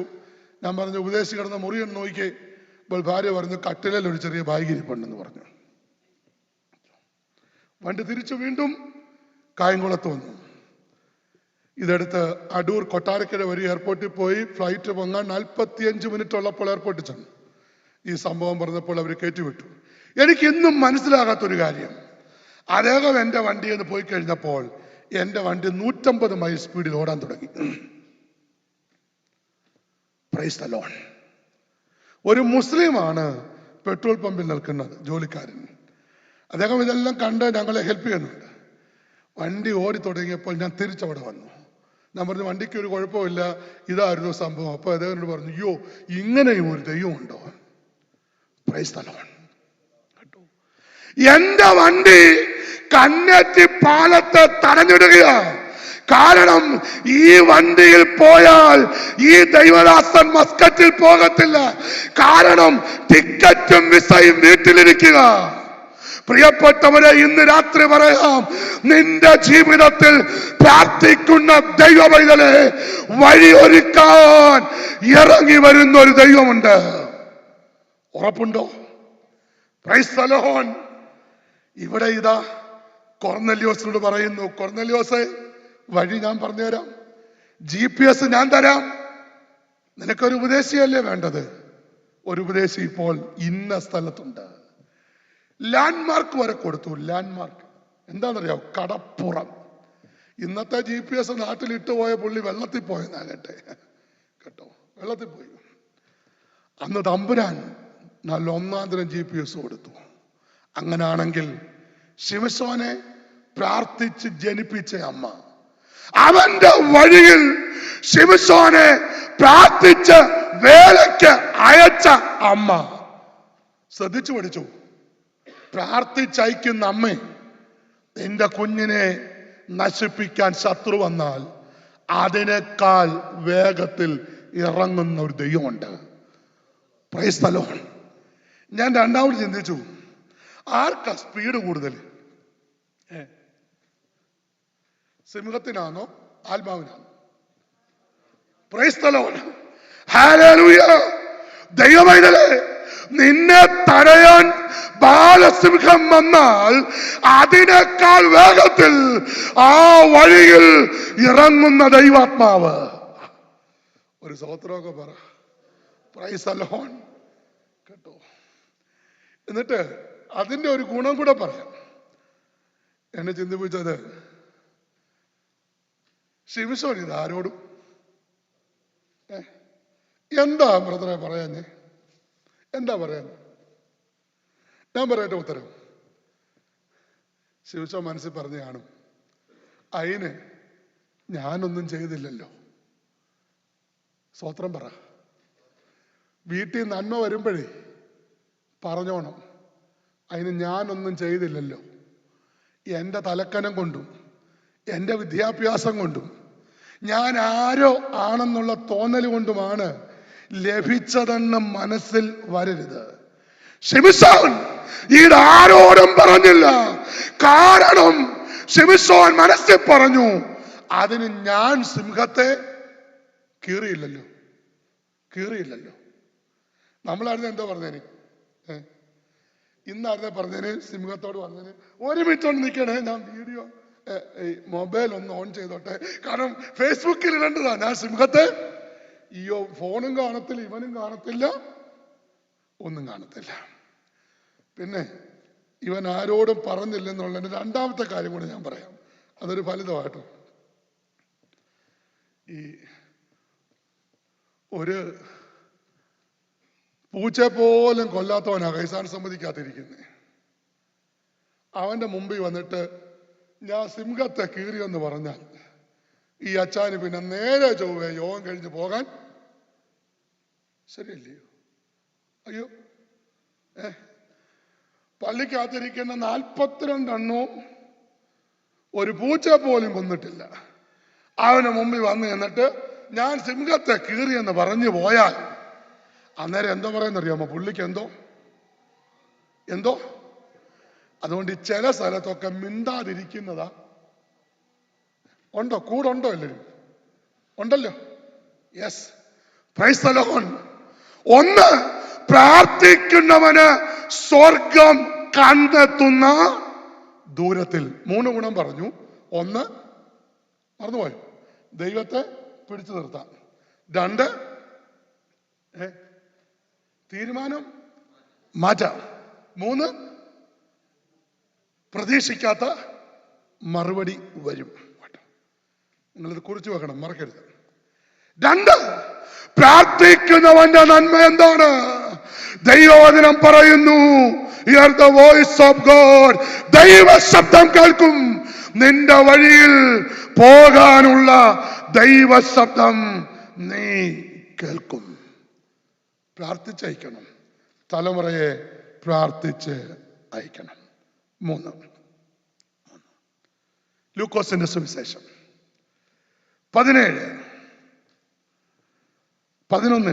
ലൂക്കോസ് 11:7-8. Who prays will not go unanswered. ഉത്തരമില്ലാതെ വരികയില്ല. പ്രാർത്ഥിക്കുന്നവൻ ഉത്തരമില്ലാതെ വരികയില്ല. വായിച്ചാട്ടെ, ലൂക്കോസ് 11:7-8.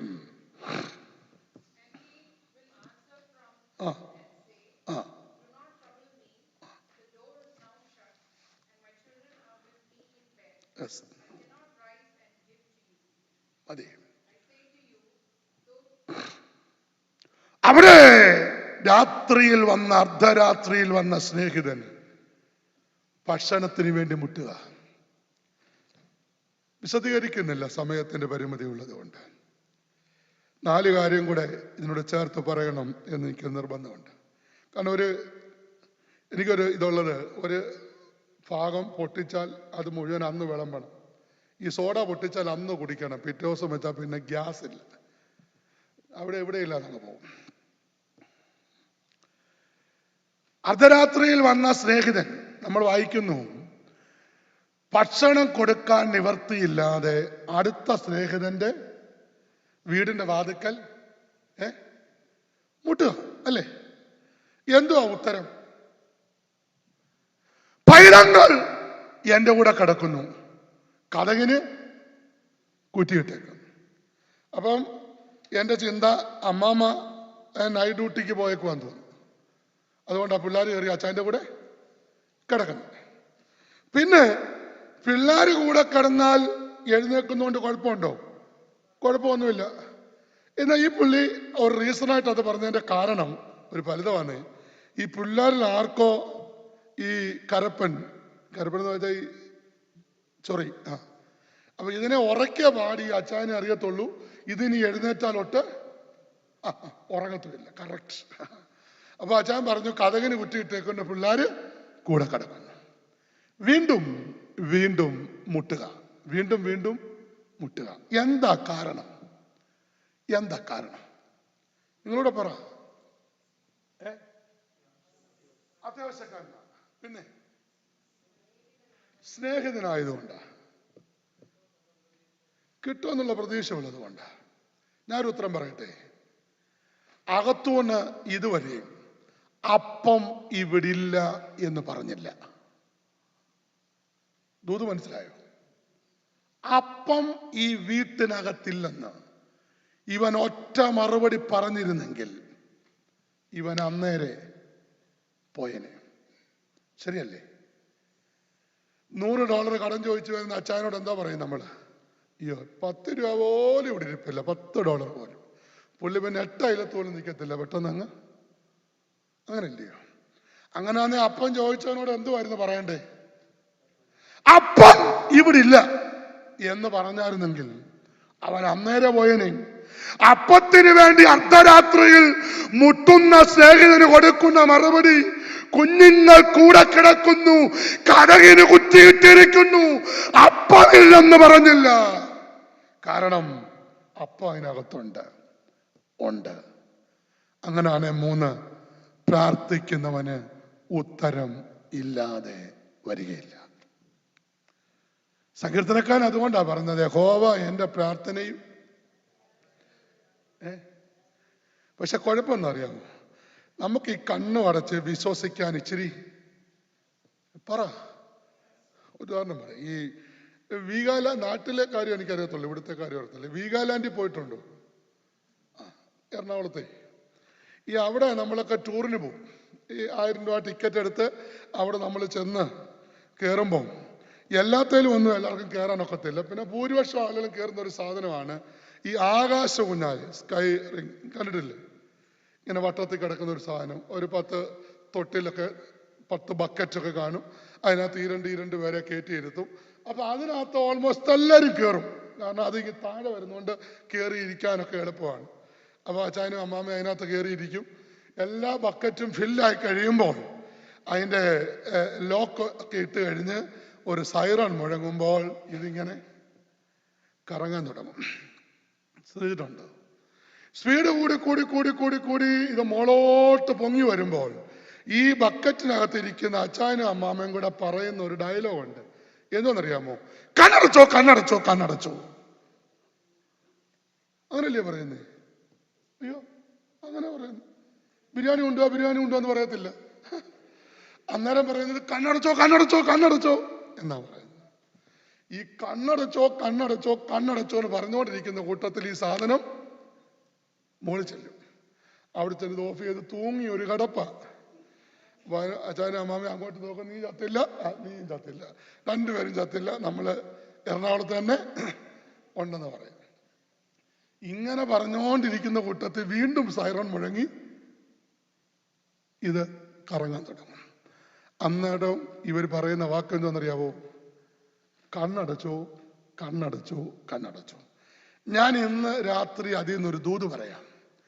കറങ്ങുന്ന ആകാശ ഊഞ്ഞാലിനകത്തെ ഭയം മാറ്റാൻ ഇവിടുത്തെ മനുഷ്യൻ കണ്ണടച്ചോ കണ്ണടച്ചോ എന്നാണ് പറയുന്നതെങ്കിൽ, ഇന്ന് രാത്രി അഖിലാണ്ടത്തെ നിർമ്മിച്ചവൻ, ഭൂമിക്ക് അടിസ്ഥാനമിട്ടവൻ, ആകാശം വിരിച്ചവൻ, മനുഷ്യന്റെ ആത്മാവിനെ അവന്റെ ഉള്ളിൽ സൃഷ്ടിച്ചവനായ ദൈവം പറയുന്നു, നീ കണ്ണടച്ച് എന്നെ വിശ്വസിച്ചോ, നിനക്കുത്തരമില്ലാതെ വരികയില്ല.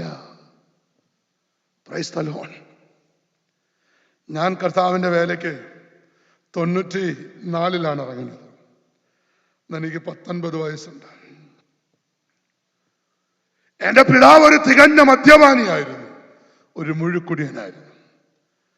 എൻ്റെ അപ്പൻ എന്നോട് പറഞ്ഞു, ഞാൻ ഇലക്ട്രോണിക്സ് ഡിപ്ലോമ വിദ്യാഭ്യാസം കഴിഞ്ഞ്, അന്ന് ഈ കോഴ്സ് വളരെ ചുരുക്ക സ്ഥലങ്ങളിലേ ഉള്ളൂ. അന്ന് ഇതുള്ളത് വള്ളിക്കാവിലമ്മയ്ക്കാണ്, മാതാ അമൃതാനന്ദമയ്ക്കാണ്. എൻ്റെ പിതാവിൻ്റെ സ്വാധീനം ഉപയോഗിച്ച് അവിടെ അഡ്മിഷൻ എടുത്ത് ഞങ്ങൾ അവിടെ പഠിച്ചു. ഞാനും എൻ്റെ ബ്രദറും, ഞങ്ങൾ ട്വിൻസാണ്.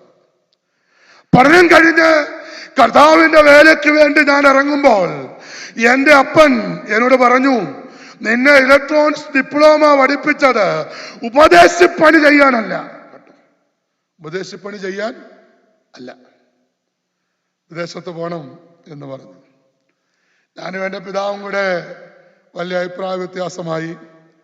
ഞാൻ എൻ്റെ പിതാവിനോട് പറഞ്ഞു, ഞാൻ സുവിശേഷ വേല മാത്രമേ ചെയ്യത്തുള്ളൂ. എൻ്റെ പിതാവ്, അന്ന് മദ്യപിക്കുന്ന എൻ്റെ പിതാവ് എന്നോട് പറഞ്ഞു, 1 മിനിറ്റ് പോലും ഈ വീട്ടിൽ നിൽക്കാനൊക്കത്തില്ല. മദ്യപിച്ച് അദ്ദേഹം തിരികെ വീട്ടിൽ വന്നിട്ട് എന്നോട് പറഞ്ഞു, ഇപ്പോൾ ഇവിടുന്ന് ഇറങ്ങണമെന്ന് പറഞ്ഞു. ഞാൻ 94 ഡിസംബർ 4-ാം തീയതി വൈകിട്ട് 6:30 എൻ്റെ വീട് വിട്ടിറങ്ങി. ദീർഘമായ 13 വർഷം ഞാൻ തിരുവല്ലയിൽ പാർത്തു. ഒടുവിൽ ഞാൻ പാർത്ത വീട് ഹ്യൂസ്റ്റണിലുള്ള ഒരു ഫാമിലിയുടെയാണ്. അങ്ങനെയാണ് എൻ്റെ കുഞ്ഞുങ്ങൾ ഈ രാജ്യത്ത് വരാനും കാരണം. എൻ്റെ കുഞ്ഞുങ്ങൾ 2 പേരും ആ വീട്ടിൽ ജനിച്ചതാണ്, തിരുവല്ലയിലെ വീട്ടിൽ. ഞാൻ ആ വീട്ടിൽ യാദൃശ്യമായി താമസിക്കാൻ ചെന്നതാണ്. 1500 രൂപ വാടകയ്ക്ക്. 1 മാസം കഴിഞ്ഞപ്പോൾ എനിക്കൊരു ഫോൺ വരുന്നു. അന്ന് എൻ്റെ വൈഫ് മൂത്ത കുഞ്ഞിനെ പ്രഗ്നന്റ് ആണ്. ഉപദേശി, 21 ദിവസത്തേക്ക് വീട് മാറി തരണം, ഞങ്ങൾ അങ്ങോട്ട് വരിക എന്ന് പറഞ്ഞു. അദ്ദേഹത്തിന്റെ പേരൊക്കെ പറയുന്നത് അദ്ദേഹത്തിന് സന്തോഷമേ ഉള്ളൂ. MT മച്ചായി എന്ന് പറയും, ഹ്യൂസ്റ്റൺ ട്രിനിറ്റിയിലെ മെമ്പറാണ് അദ്ദേഹം. ഇത് പറഞ്ഞപ്പോൾ ഞാൻ അല്പം പ്രയാസത്തിൽ പറഞ്ഞു, മാറാനൊക്കത്തില്ല, കാരണം ഞങ്ങൾ ഇങ്ങോട്ട് വന്നിട്ട് 3 മാസമേ ആയുള്ളൂ, വൈഫ് പ്രഗ്നന്റ് ആണ് എന്ന് പറഞ്ഞു. പുള്ളി ഫോൺ കട്ട് ചെയ്തു. 2 ദിവസം കഴിഞ്ഞപ്പോൾ എന്നെ വിളിച്ചിട്ട് പറഞ്ഞു, ഉപദേശം മാറണ്ട, 1 മുറി ഞങ്ങൾക്ക് തരണം. ഞാൻ പറഞ്ഞു, 1-2 മുറി തരാം, നിങ്ങളുടെ വീടല്ലേ. അദ്ദേഹം ആ വീട്ടിൽ ഞങ്ങളുടെ കൂടെ അദ്ദേഹവും ഭാര്യയും കൊണ്ട് താമസിച്ചു 21 ദിവസം. 21 ദിവസം കഴിഞ്ഞ് പോകാൻ നേരം എന്നോട് പറഞ്ഞു, എനിക്ക് 2 ആൺമക്കളാണ്, സുബി ഉപദേശി എൻ്റെ 3ാമത്തെ മോന്, ഇനി എനിക്ക് വാടക തരണ്ട. Price the Lord. 13 വർഷവും അദ്ദേഹവും ഭാര്യയും എല്ലാ വർഷവും അവരുടെ വീട്ടിൽ ഞങ്ങളുടെ കൂടെ താമസിക്കും. 5ാമത്തെ പ്രാവശ്യം എന്നോട് പറഞ്ഞു, ഉപദേശി അങ്ങോട്ടൊന്ന് കൊണ്ടുപോവാ. ഞാൻ പറഞ്ഞു, ആയിക്കോട്ടെ. കുഞ്ഞുങ്ങൾ 12 കഴിഞ്ഞപ്പോൾ അവർ ലാളിച്ച് വളർത്തിയതാണ്. അവരെന്നോട് പറഞ്ഞു, ഇവിടെ അവരെ എത്തിക്കാൻ എന്തെങ്കിലും വഴി ഉണ്ടോ എന്ന് ഞങ്ങൾ നോക്കാം. ഞാൻ നിങ്ങളോട് പറയാം, വഴി ഒരുക്കും അവൻ ആഴികളിൽ, വലം കൈ പിടിച്ചെന്നെ വഴി നടത്തും. വാതിലുകൾ പലതും അടഞ്ഞിടുമ്പോൾ വല്ലഭൻ പുതുവഴി തുറന്നിടും. Praise the Lord. കർത്താവിനെ സ്നേഹിക്കുന്നൊരു കുടുംബമാണ്. ഇന്നും ആന്ധ്രയിൽ ബെതുവേൽ മിഷനിൽ ഒരു പള്ളി പണിയാൻ ഞാൻ പറഞ്ഞപ്പോൾ രവികുമാർ അച്ഛന് 12 ലക്ഷം രൂപ തന്നു. 12 ലക്ഷം രൂപ ഞാൻ പറഞ്ഞാൽ തരും. Price the Lord. ദൈവത്തിന്റെ മക്കളെ, എനിക്ക് നിങ്ങളോട് പറയാനുള്ളത്, പ്രാർത്ഥിക്കുന്നവന് ഉത്തരമില്ലാതെ പറ. ഇന്ന് രാത്രി ഭാരപ്പെട്ട് വേദനപ്പെട്ട് ഞെരുങ്ങി തലമുറയുടെ വിഷയത്തിന് മുമ്പിൽ നീറി പുകയുന്ന സഹോദര, ദൈവവചനം പറയുന്നു, പ്രാർത്ഥിക്കുന്ന നിനക്ക് ഉത്തരമില്ലാതെ വരുത്തില്ല. സ്തോത്രം. പ്രാർത്ഥിക്കണം, കണ്ണുനീരോടെ പ്രാർത്ഥിക്കാൻ കഴിയണം. 3 കാര്യം ഞാൻ ഓർപ്പിച്ചു. 1, പ്രാർത്ഥിക്കുന്നവന് സ്വർഗം കണ്ണെത്തുന്ന ദൂരത്തിൽ. 2, പ്രാർത്ഥിക്കുന്നവന് വഴി പറയുന്ന ഒരു ദൈവം. 3, പ്രാർത്ഥിക്കുന്നവന് ഉത്തരമില്ലാതെ വരികയില്ല. ഇനി എന്താണ് പ്രാർത്ഥനയുടെ മറുപടി? 3 കാര്യം കൂടെ പറഞ്ഞ് അവസാനിപ്പിക്കാം. പ്രാർത്ഥനയുടെ മറുപടി എന്താണ്? അത് വായിക്കണം. രാജാക്കന്മാരുടെ 1-ാം പുസ്തകം 18-ാം അധ്യായം 29-ാമത്തെ വാക്യം.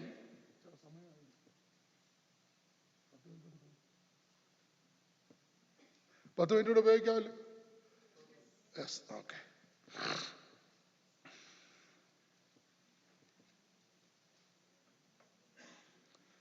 ഒന്ന് രാജാക്കന്മാർ 18:29.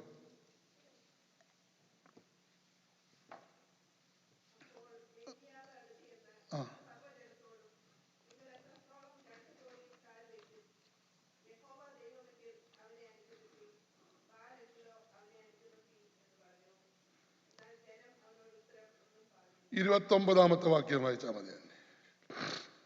18:29. ഉച്ചതിരിഞ്ഞിട്ട്, യെസ്, ഉച്ചതിരിഞ്ഞിട്ട് ഭോജനയാഗം കഴിക്കുന്ന സമയം വരെയും അവർ വെളിച്ചപ്പെട്ടുകൊണ്ടിരുന്നു. വായിച്ചോ. എന്നിട്ടും ഒരു ശബ്ദമോ ഉത്തരമോ ശ്രദ്ധയോ ഉണ്ടായില്ല. മതി. ശബ്ദം, ഉത്തരം, ശ്രദ്ധ. പ്രാർത്ഥനയ്ക്ക് മറുപടി ഉണ്ട്, ഇല്ലെന്നാരും പറയരുത്. പ്രാർത്ഥനയ്ക്ക് മറുപടി ദാവീദ് പറഞ്ഞില്ലേ, യഹോവ എന്റെ പ്രാർത്ഥനയും യാചനയും കേട്ടതുകൊണ്ട് ഞാൻ അവനെ. ചിലപ്പോഴെങ്കിലും നമ്മൾ കർത്താവ് പ്രാർത്ഥന കേട്ടില്ലെന്ന് പറയാറുണ്ട്. ഒരിക്കലും പറയരുത്. കാരണം തിരുവെഴുത്ത് ഇങ്ങനെ പഠിപ്പിക്കുന്നു, കേൾപ്പാൻ കഴിയാതെ വണ്ണം അവന്റെ ചെവി മന്ദമായിട്ടില്ല, രക്ഷിപ്പാൻ കഴിയാതെ വണ്ണം അവന്റെ കരം കുറുതായിട്ടില്ല. Price the Lord. അല്ലേ? എന്നാൽ നമ്മൾ കേട്ടില്ല എന്ന് പറയുന്നതിന്റെ കാരണം നമ്മൾ ചോദിച്ചതുപോലെ കിട്ടിയില്ല. അതുകൊണ്ടാണ്. പ്രാർത്ഥനയ്ക്ക് മറുപടി ഉണ്ട്. 1, പ്രാർത്ഥനയുടെ മറുപടി ശബ്ദം ആയിരിക്കാം. ശബ്ദം. ഉദാഹരണം വേഗത്തിൽ പറയാം. 2 കൊരിന്ത്യർ 12:7-9 വാക്യം വായിക്കണ്ട. പൗലോസ് തന്റെ ജഡത്തിലെ ശൂലം മാറാൻ 3 വട്ടം മുട്ടുകുത്തി പ്രാർത്ഥിച്ചു. എന്താ മറുപടി? എന്റെ കൃപ, പ്രൈസ് ദി ലോർഡ്, നിനക്ക് മതി. പൗലോസേ, ആ ശൂലം അവിടെ ഇരുന്നോട്ടെ, എന്റെ കൃപ നിനക്ക് മതി. അത് പ്രാർത്ഥനയുടെ മറുപടി ശബ്ദമാണ്. പൗലോസിന്റെ പ്രാർത്ഥനയുടെ മറുപടി ശബ്ദമാണ്. അല്ലേ? എന്താ പൗലോസിന്റെ ശൂലം? ഒത്തിരി വ്യാഖ്യാനങ്ങളുണ്ട്. ഞാൻ വിശ്വസിക്കുന്ന ഒരു വ്യാഖ്യാനം ഞാൻ പറയാം. പൗലോസിന് കാഴ്ചക്കുറവായിരുന്നു എന്നുള്ളതാണ്. അതിന് 2 തെളിവുണ്ട്. 1, ദമസ്കോസിന്റെ പടിവാതിക്കൽ വെച്ച് അവന്റെ കാഴ്ച പോയി, അനന്യാസോന് പ്രാർത്ഥിച്ച് സൗഖ്യമായി. 2ാമത്തെ തെളിവ് ഗലാത്യർ 4:14. അവിടെ ഗലാത്യ സഭ പൗലോസിനോട് പറയുന്നുണ്ട്, ഞങ്ങളുടെ കണ്ണ് ചുഴഞ്ഞെടുത്ത് നിനക്ക് തരാൻ ഞങ്ങളിൽ പലരും ഒരുക്കമായിരുന്നു. ഞങ്ങളുടെ കണ്ണ് നിനക്ക് തരാൻ ഞങ്ങൾക്കൊരുക്കമായിരുന്നു എന്ന് പറഞ്ഞാൽ അതിന്റെ അർത്ഥം പൗലോസിന് ആവശ്യം എന്താണ്? കണ്ണാണ്. മറ്റൊരു തെളിവ് ഗലാത്യർ 6:11 പൗലോസ് പറയുന്നുണ്ട്, വലിയ അക്ഷരത്താൽ ഞാനിത് എഴുതി.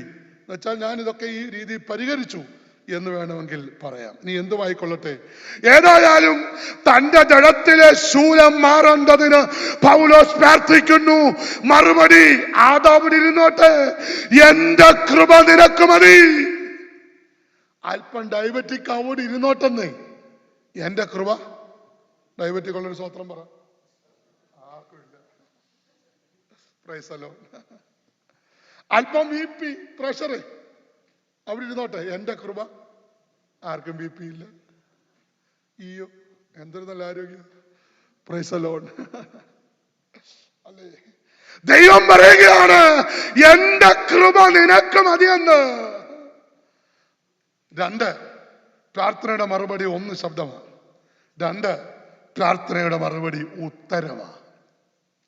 ലൂക്കോസ് 1:13, നിന്റെ പ്രാർത്ഥനയ്ക്ക് ഉത്തരമായി നിന്റെ ഭാര്യ എലിസബത്ത് ഗർഭം ധരിച്ച ഒരു മകനെ. അല്ലേ? അപ്പോൾ പ്രാർത്ഥനയ്ക്ക് മറുപടി 1 ശബ്ദം, 2 ഉത്തരം. ഇനി എന്റെ ഉപദേശി, ഞങ്ങൾ വർഷങ്ങളായി പ്രാർത്ഥിക്കുക, ഇതുവരെ ഒരു ശബ്ദവും കിട്ടിയില്ല. 100 കണക്കിന് ഉപദേശി അച്ഛന്മാരുമാണ് ഇത് പറഞ്ഞുകൊണ്ടിരിക്കുക. ഞങ്ങൾക്ക് ഇതുവരെ ഒരു ശബ്ദവും കിട്ടിയില്ല, ഒരു ഉത്തരവും പറ കിട്ടിയില്ല. വിഷമിക്കണ്ട. ഇത് 2 കിട്ടിയില്ലെങ്കിൽ 3-മതൊരു മറുപടി ഉണ്ട്. അതാണ് ശ്രദ്ധ. മലാഖി 3:16, യഹോവ ഭക്തന്മാർ തമ്മിൽ സംസാരിച്ചു, യഹോവ ശ്രദ്ധ വെച്ചു കേട്ടു. പ്രിയപ്പെട്ടവരെ ഓർക്കുക, നമ്മൾ പ്രാർത്ഥിക്കുമ്പോൾ ശബ്ദം കിട്ടിയില്ലെങ്കിലും ഉത്തരം കിട്ടിയില്ലെങ്കിലും വിഷമിക്കണ്ട. നമ്മുടെ നിലവിളി ശ്രദ്ധിച്ചൊരു സ്വർഗമുണ്ട്. Praise the Lord. ഇല്ലേ? ഉണ്ടോ? ആമേൻ. ഞാനൊക്കെ കടന്നുപോയ ജീവിതാനുഭവങ്ങൾ ഇന്ന് രാത്രി വർണ്ണിച്ചാൽ മണിക്കൂറുകൾ തീരത്തില്ല. ഒരുപാട് പട്ടിണി കിടന്നിട്ടുണ്ട്, നല്ലൊരു ഷർട്ട് ഇടാൻ കൊതിച്ചിട്ടുണ്ട്. എൻ്റെ സഹോദരങ്ങളൊക്കെ വിദേശ നാട്ടിലാണ്. അവരൊക്കെ ഉന്നതമായ നിലയിൽ ജീവിക്കുമ്പോൾ എൻ്റെ അപ്പൻ പറഞ്ഞിട്ടുണ്ട്, നീ ഇവരുടെയൊക്കെ പെട്ടിയും ചുമ്മി നടക്കത്തേ ഉള്ളെന്ന്. എന്നാൽ ഇന്ന് അഭിമാനത്തോടെ പറയാം, ഈ പെട്ടകം ചുമ്മാനാ ദൈവം അനുവദിച്ചത്. ഹല്ലേലൂയ.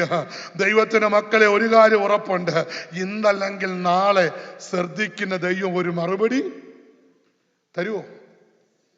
തരും. ഇന്ന് രാത്രിയിൽ എല്ലാറ്റിൻ്റെയും അവസാനം സമീപിച്ചിരിക്കുന്നു. ആകയാൽ പ്രാർത്ഥിക്കാൻ പ്രേരിപ്പിക്കുന്നത് രോഗമല്ല, പ്രാർത്ഥിക്കാൻ പ്രേരിപ്പിക്കുന്നത് പ്രശ്നമല്ല, പ്രാർത്ഥിക്കാൻ പ്രേരിപ്പിക്കുന്നത് ഇത് അന്ത്യകാലം ആയതുകൊണ്ട്. Price the Lord. ഒറ്റ വാക്യം കൂടെ വായിച്ച് അവസാനിപ്പിക്കാം. ദാനിയേൽ 6:10. പ്രാർത്ഥനയെ കുറിച്ച് പറയുമ്പോൾ അതിൽ വേണം അവസാനിപ്പിക്കാൻ. ദാനിയേൽ 6:10.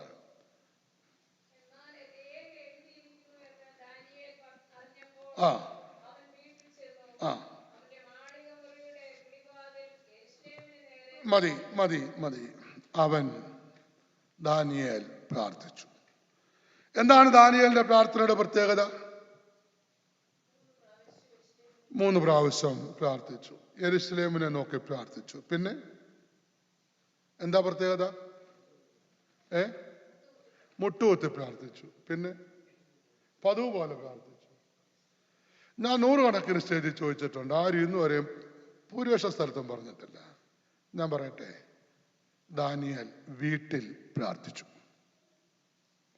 മുട്ടുകുത്തിയത്, എഴുന്നേറ്റതും നടന്നതും ഒക്കെ നിങ്ങൾ അങ്ങ് വിട്ടുകള, അതൊക്കെ വെട്ടിക്കള. എന്തൊരു ശാന്തത! വീട്ടിൽ പ്രാർത്ഥിച്ചു. എവിടെ ഉണ്ടോ? ഉണ്ടോ? പണ്ട് കല്യാണം കഴിക്കാൻ ഇറങ്ങുമ്പം ഞങ്ങളുടെയൊക്കെ നാട്ടിൽ പറക്കോടി ചന്തയിൽ നിന്ന് മെത്തപ്പ കൊണ്ടുവരുമായിരുന്നു. ഇപ്പം അച്ചാനൊക്കെ അറിയാം. ഈ പായുടെ ഒരറ്റത്ത് അച്ഛൻ നിൽക്കണം, ഒരറ്റത്ത് പെണ്ണ് നിൽക്കണം, അല്ലെ പായ ഉരുണ്ടു പോവും. അപ്പോൾ ഈ പ്രാർത്ഥിക്കാൻ നേരം ഈ പായ അങ്ങോട്ട് നോക്കത്തുള്ളൂ. 3 വരുമ്പോൾ തന്നെ അച്ഛനെ കയറ്റി അവിടെ നിർത്തും, അപ്പുറത്ത് പെങ്കൊച്ചിനെ നിർത്തും. 2 പേരും മാറിയ പൈപ്പ് പോലെ ആവും കേട്ടോ.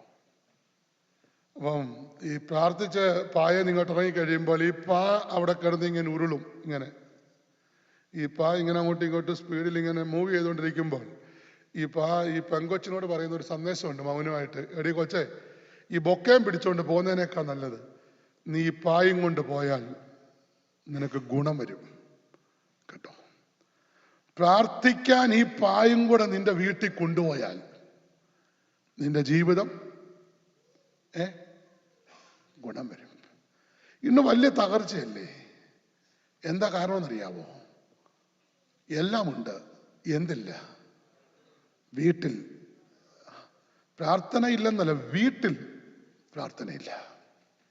ഇന്ന് വീടുണ്ട്, മനോഹരമായ വീട്, ചുറ്റുപാടുകളുണ്ട്, എല്ലാമുണ്ട്. പ്രിയപ്പെട്ടവരെ, ചോദിക്കട്ടെ, പ്രാർത്ഥിക്കാൻ നമ്മുടെ വീട്ടിൽ ഒരു ബെഡ്ഷീറ്റ് ഉണ്ടോ? പായുണ്ടോ ഞാൻ ചോദിക്കുന്നില്ല. നാട്ടിലൊക്കെ എന്തൊരു വലിയ വീടാണ്. Car porch 2, sit out 2, living room 2, breakfast room വേറെ, ലഞ്ചിന് വേറെ, കിച്ചൺ 2. അന്നല്ല, കിച്ചൺ 2 ഉള്ള നല്ല, കാരണം അമ്മായിയമ്മയും മരുമോളും കൂടെ 2 വെപ്പ് വെക്കേണ്ടത് ആരും. ഒരു പള്ളിയിലെ സൺഡേ സ്കൂൾ ടീച്ചറും അമ്മായിയമ്മ സേവ്യാ സംഘ സെക്രട്ടറിയാ. ഫലിതമല്ല, പള്ളി എന്നോട് ചോദിക്കരുത്. സേവ്യാ സംഘ സെക്രട്ടറിയാ ആന്റി, എനിക്ക് നന്നായിട്ടറിയാം. മരുമോള് കുമാരൊപ്പ് 2 ടീച്ചറാ. ഞാൻ എല്ലാം കറക്റ്റ് എടുത്തോണ്ട് വന്നതാണ്. കുമാരൊപ്പ് 2 ടീച്ചർ, അമ്മച്ചി സേവ്യാ സംഘ സെക്രട്ടറി. 2 പേരും 2 വെപ്പ. ഇപ്പം പിന്നെ ആയാലും അമ്മച്ചി അങ്ങ് പോയി, അവിടുന്ന് ആങ്ങളുടെ കൂടെ അങ്ങ് പോയി, ഇവരോട് നിൽക്കാൻ വയ്യാതെ. 15 വർഷം വികാരിയച്ഛന് പറഞ്ഞില്ല, ആരും പറഞ്ഞില്ല. 2 കിച്ചന്റെ ഗുണം അതാ കേട്ടോ. ഞാൻ ചോദിക്കട്ടെ, കിച്ചൺ 2 ഉണ്ട്, ബെഡ്റൂം എല്ലാം ഉണ്ട്, എല്ലാം ഈ 2 ഉണ്ട്. പ്രാർത്ഥിക്കാൻ ഒരിടം ഉണ്ടോ?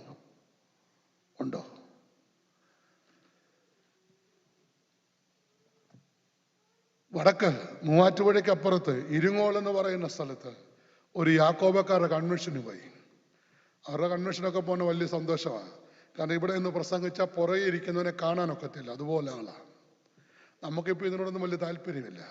നാട്ടിലെ കാര്യം, ഇവിടെ നിങ്ങൾ ജോലിക്കൊക്കെ പോയിട്ട് നിങ്ങൾ ഇത്രയും പേര് വന്നത് നിങ്ങളെ അഭിനന്ദിക്കുന്നു. അത് കഴിഞ്ഞൊരു വീട്ടിൽ ഉണ്ണാൻ പോയി. മീറ്റിംഗ് കഴിഞ്ഞ് ഈറ്റിങ്ങിന് പോയതാ.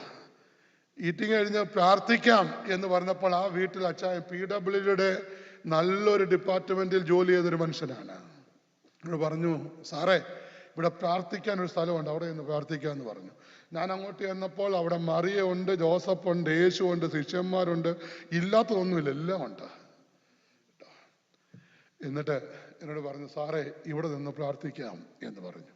ആട്ടെ, എല്ലാം ഇരുന്നോട്ടെ, ആ വീട്ടിനകത്തൊരിടം ഉണ്ടല്ലോ അതിന്. സ്തോത്രം. എവിടെങ്കിലുമൊക്കെ കൺവെൻഷന് പോയിട്ട് രാത്രി വീടുകളിൽ താമസിക്കും. രാവിലെ ഞാൻ 5 മണിയാകുമ്പോഴേ അലാറം വെക്കും. കാരണം ഈ ഉപദേശിയല്ലേ, അതുകൊണ്ട് ഈ രാവിലെ എഴുന്നേറ്റ് പ്രാർത്ഥിക്കണ്ടായോ. അപ്പം ഇവരെയും കൂടെ ഉണർത്തും. അവിടെ ചെന്നിരുന്ന് അതിരാവിലെ തിരുസന്നിധി എന്ന് പാട്ട് തുടങ്ങുമ്പോൾ അച്ചായനും അമ്മാമയും കൂടെ ആയുസ് കേൾക്കുക ഈ പാട്ട്. കണ്ണി നോക്കുകയാണ് കേട്ടോ. പ്രിയപ്പെട്ടവരെ, ദാനിയേൽ പറ വീട്ടിൽ പ്രാർത്ഥിച്ചു. പ്രാർത്ഥിക്കുന്ന ദൈവമേ, നിന്റെ ജീവിതത്തിൽ ഇന്നല്ലെങ്കിൽ നാളെ മറുപടിയുമായി ഇറങ്ങി വരുന്ന ഒരു ദൈവമുണ്ടെന്ന് ദൈവവചനം നമ്മെ ഓർപ്പിക്കുകയാണ്. അവസാനിപ്പിക്കട്ടെ. ഒരു കത്തോലിക്കക്കാരൻ ചെറുപ്പക്കാരൻ, അവന്റെ ഹൃദയത്തിന്റെ അടങ്ങാത്ത ആഗ്രഹം, മാർപ്പാപ്പയുടെ പല്ലക്ക് എനിക്കൊന്ന് ചുമക്കണം. മറ്റാഗ്രഹമൊന്നുമില്ല, മാർപ്പാപ്പയുടെ പല്ലക്ക് ചുമക്കണം. ഒത്തിരി അധ്വാനിച്ചു, ഒരുപാട് ശ്രമം നടത്തി, നടന്നില്ല. ഒടുവിൽ നിരാശനായി ഈ ചെറുപ്പക്കാരൻ വീട്ടിൽ വന്ന് ഒരു മുറിക്കകത്ത് അടച്ചിരിക്കുകയാണ്. അവന്റെ അമ്മ മകന്റെ ഈ വേദനയുടെ ഇരിപ്പ് കണ്ട് പള്ളിയിൽ പോയി വികാരിയച്ഛനെ വിളിച്ചുകൊണ്ട് വന്നു. ഈ പുരോഹിതൻ ഈ ചെറുപ്പക്കാരനെ വിളിച്ചു. അവനോട് പറഞ്ഞു, മോനെ നീ ദേവാലയത്തിലേക്ക് വരണം. പള്ളിയിൽ കൊണ്ടുപോയി പറഞ്ഞു, മാർപ്പാപ്പയുടെ പല്ലക്ക് ചുമക്കാൻ കഴിഞ്ഞില്ലല്ലോ, നീ ദുഃഖിക്കണ്ട, നീ പ്രാർത്ഥിക്ക്, യേശുവിന്റെ പല്ലക്ക് ചുമക്കാൻ നീ പ്രാർത്ഥിക്കാൻ പറഞ്ഞു. ഈ പുരോഹിതൻ അവനെ ചേർത്ത് പിടിച്ചു, അവനെ ബലപ്പെടുത്തി. കുറെ നാൾ കഴിഞ്ഞ് ഇവൻ സെമിനാരിൽ പോയി വിദ്യാഭ്യാസം പൂർത്തിയാക്കി കത്തോലിക്ക സഭയിലെ ഒരു വൈദികനായി. കുറെ കഴിഞ്ഞ് ഈ വൈദികൻ കാതോലിക് സഭയിലെ ഒരു ബിഷപ്പായി. വർഷങ്ങൾ കഴിഞ്ഞു, ഈ ബിഷപ്പ് ആ സഭയിലെ കർദിനാളായി. 1846 54-ാമത്തെ വയസ്സിൽ പോപ്പ് പിയൂസ് 9 മാർപ്പാപ്പയായി. ജിയോ വാനി എന്ന് പറയുന്ന ഈ ചെറുപ്പക്കാരൻ അഭിഷിക്തനായി.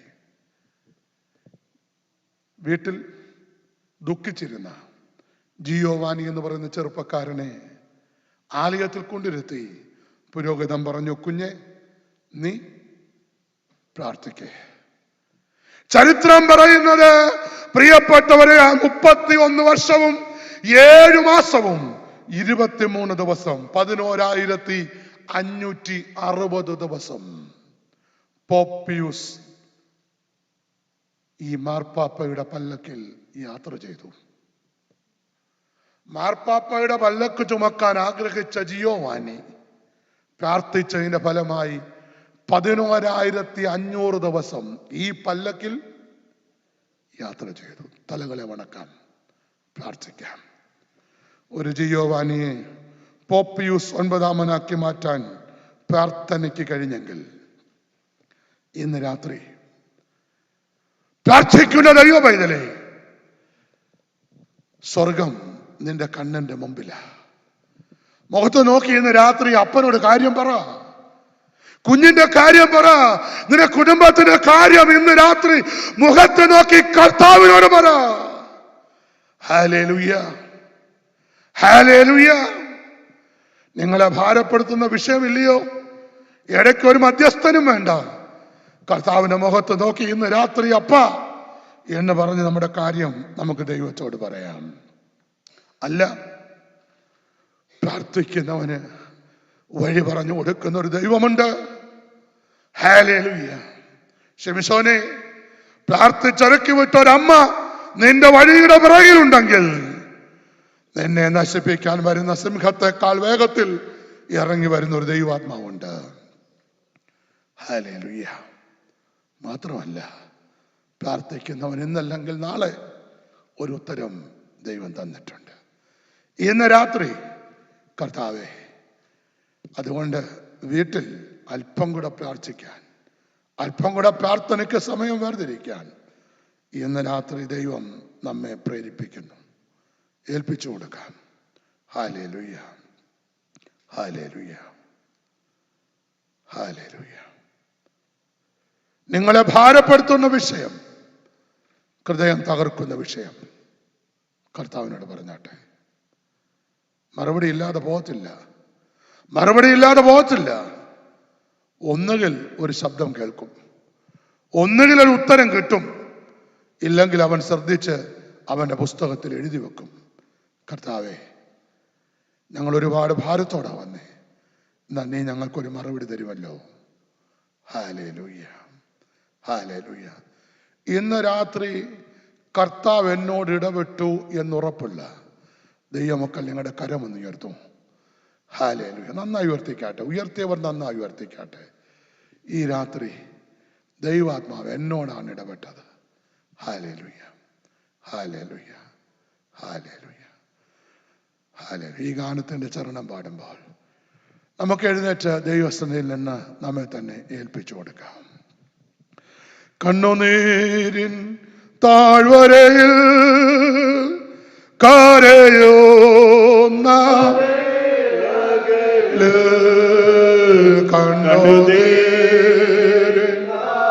നിങ്ങളെ ഭാരപ്പെടുത്തുന്ന വിഷയം കർത്താവിനോട് പറഞ്ഞാട്ടെ.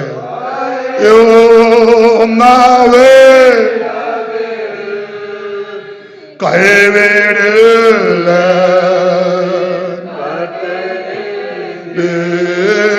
കൈവേടില്ല കർത്തനന്റെ കണ്ണുനീരെല്ലാം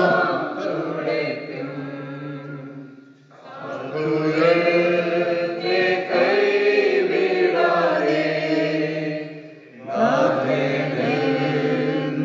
നടത്തിയിടുന്നു. സാധുവിനെ കൈ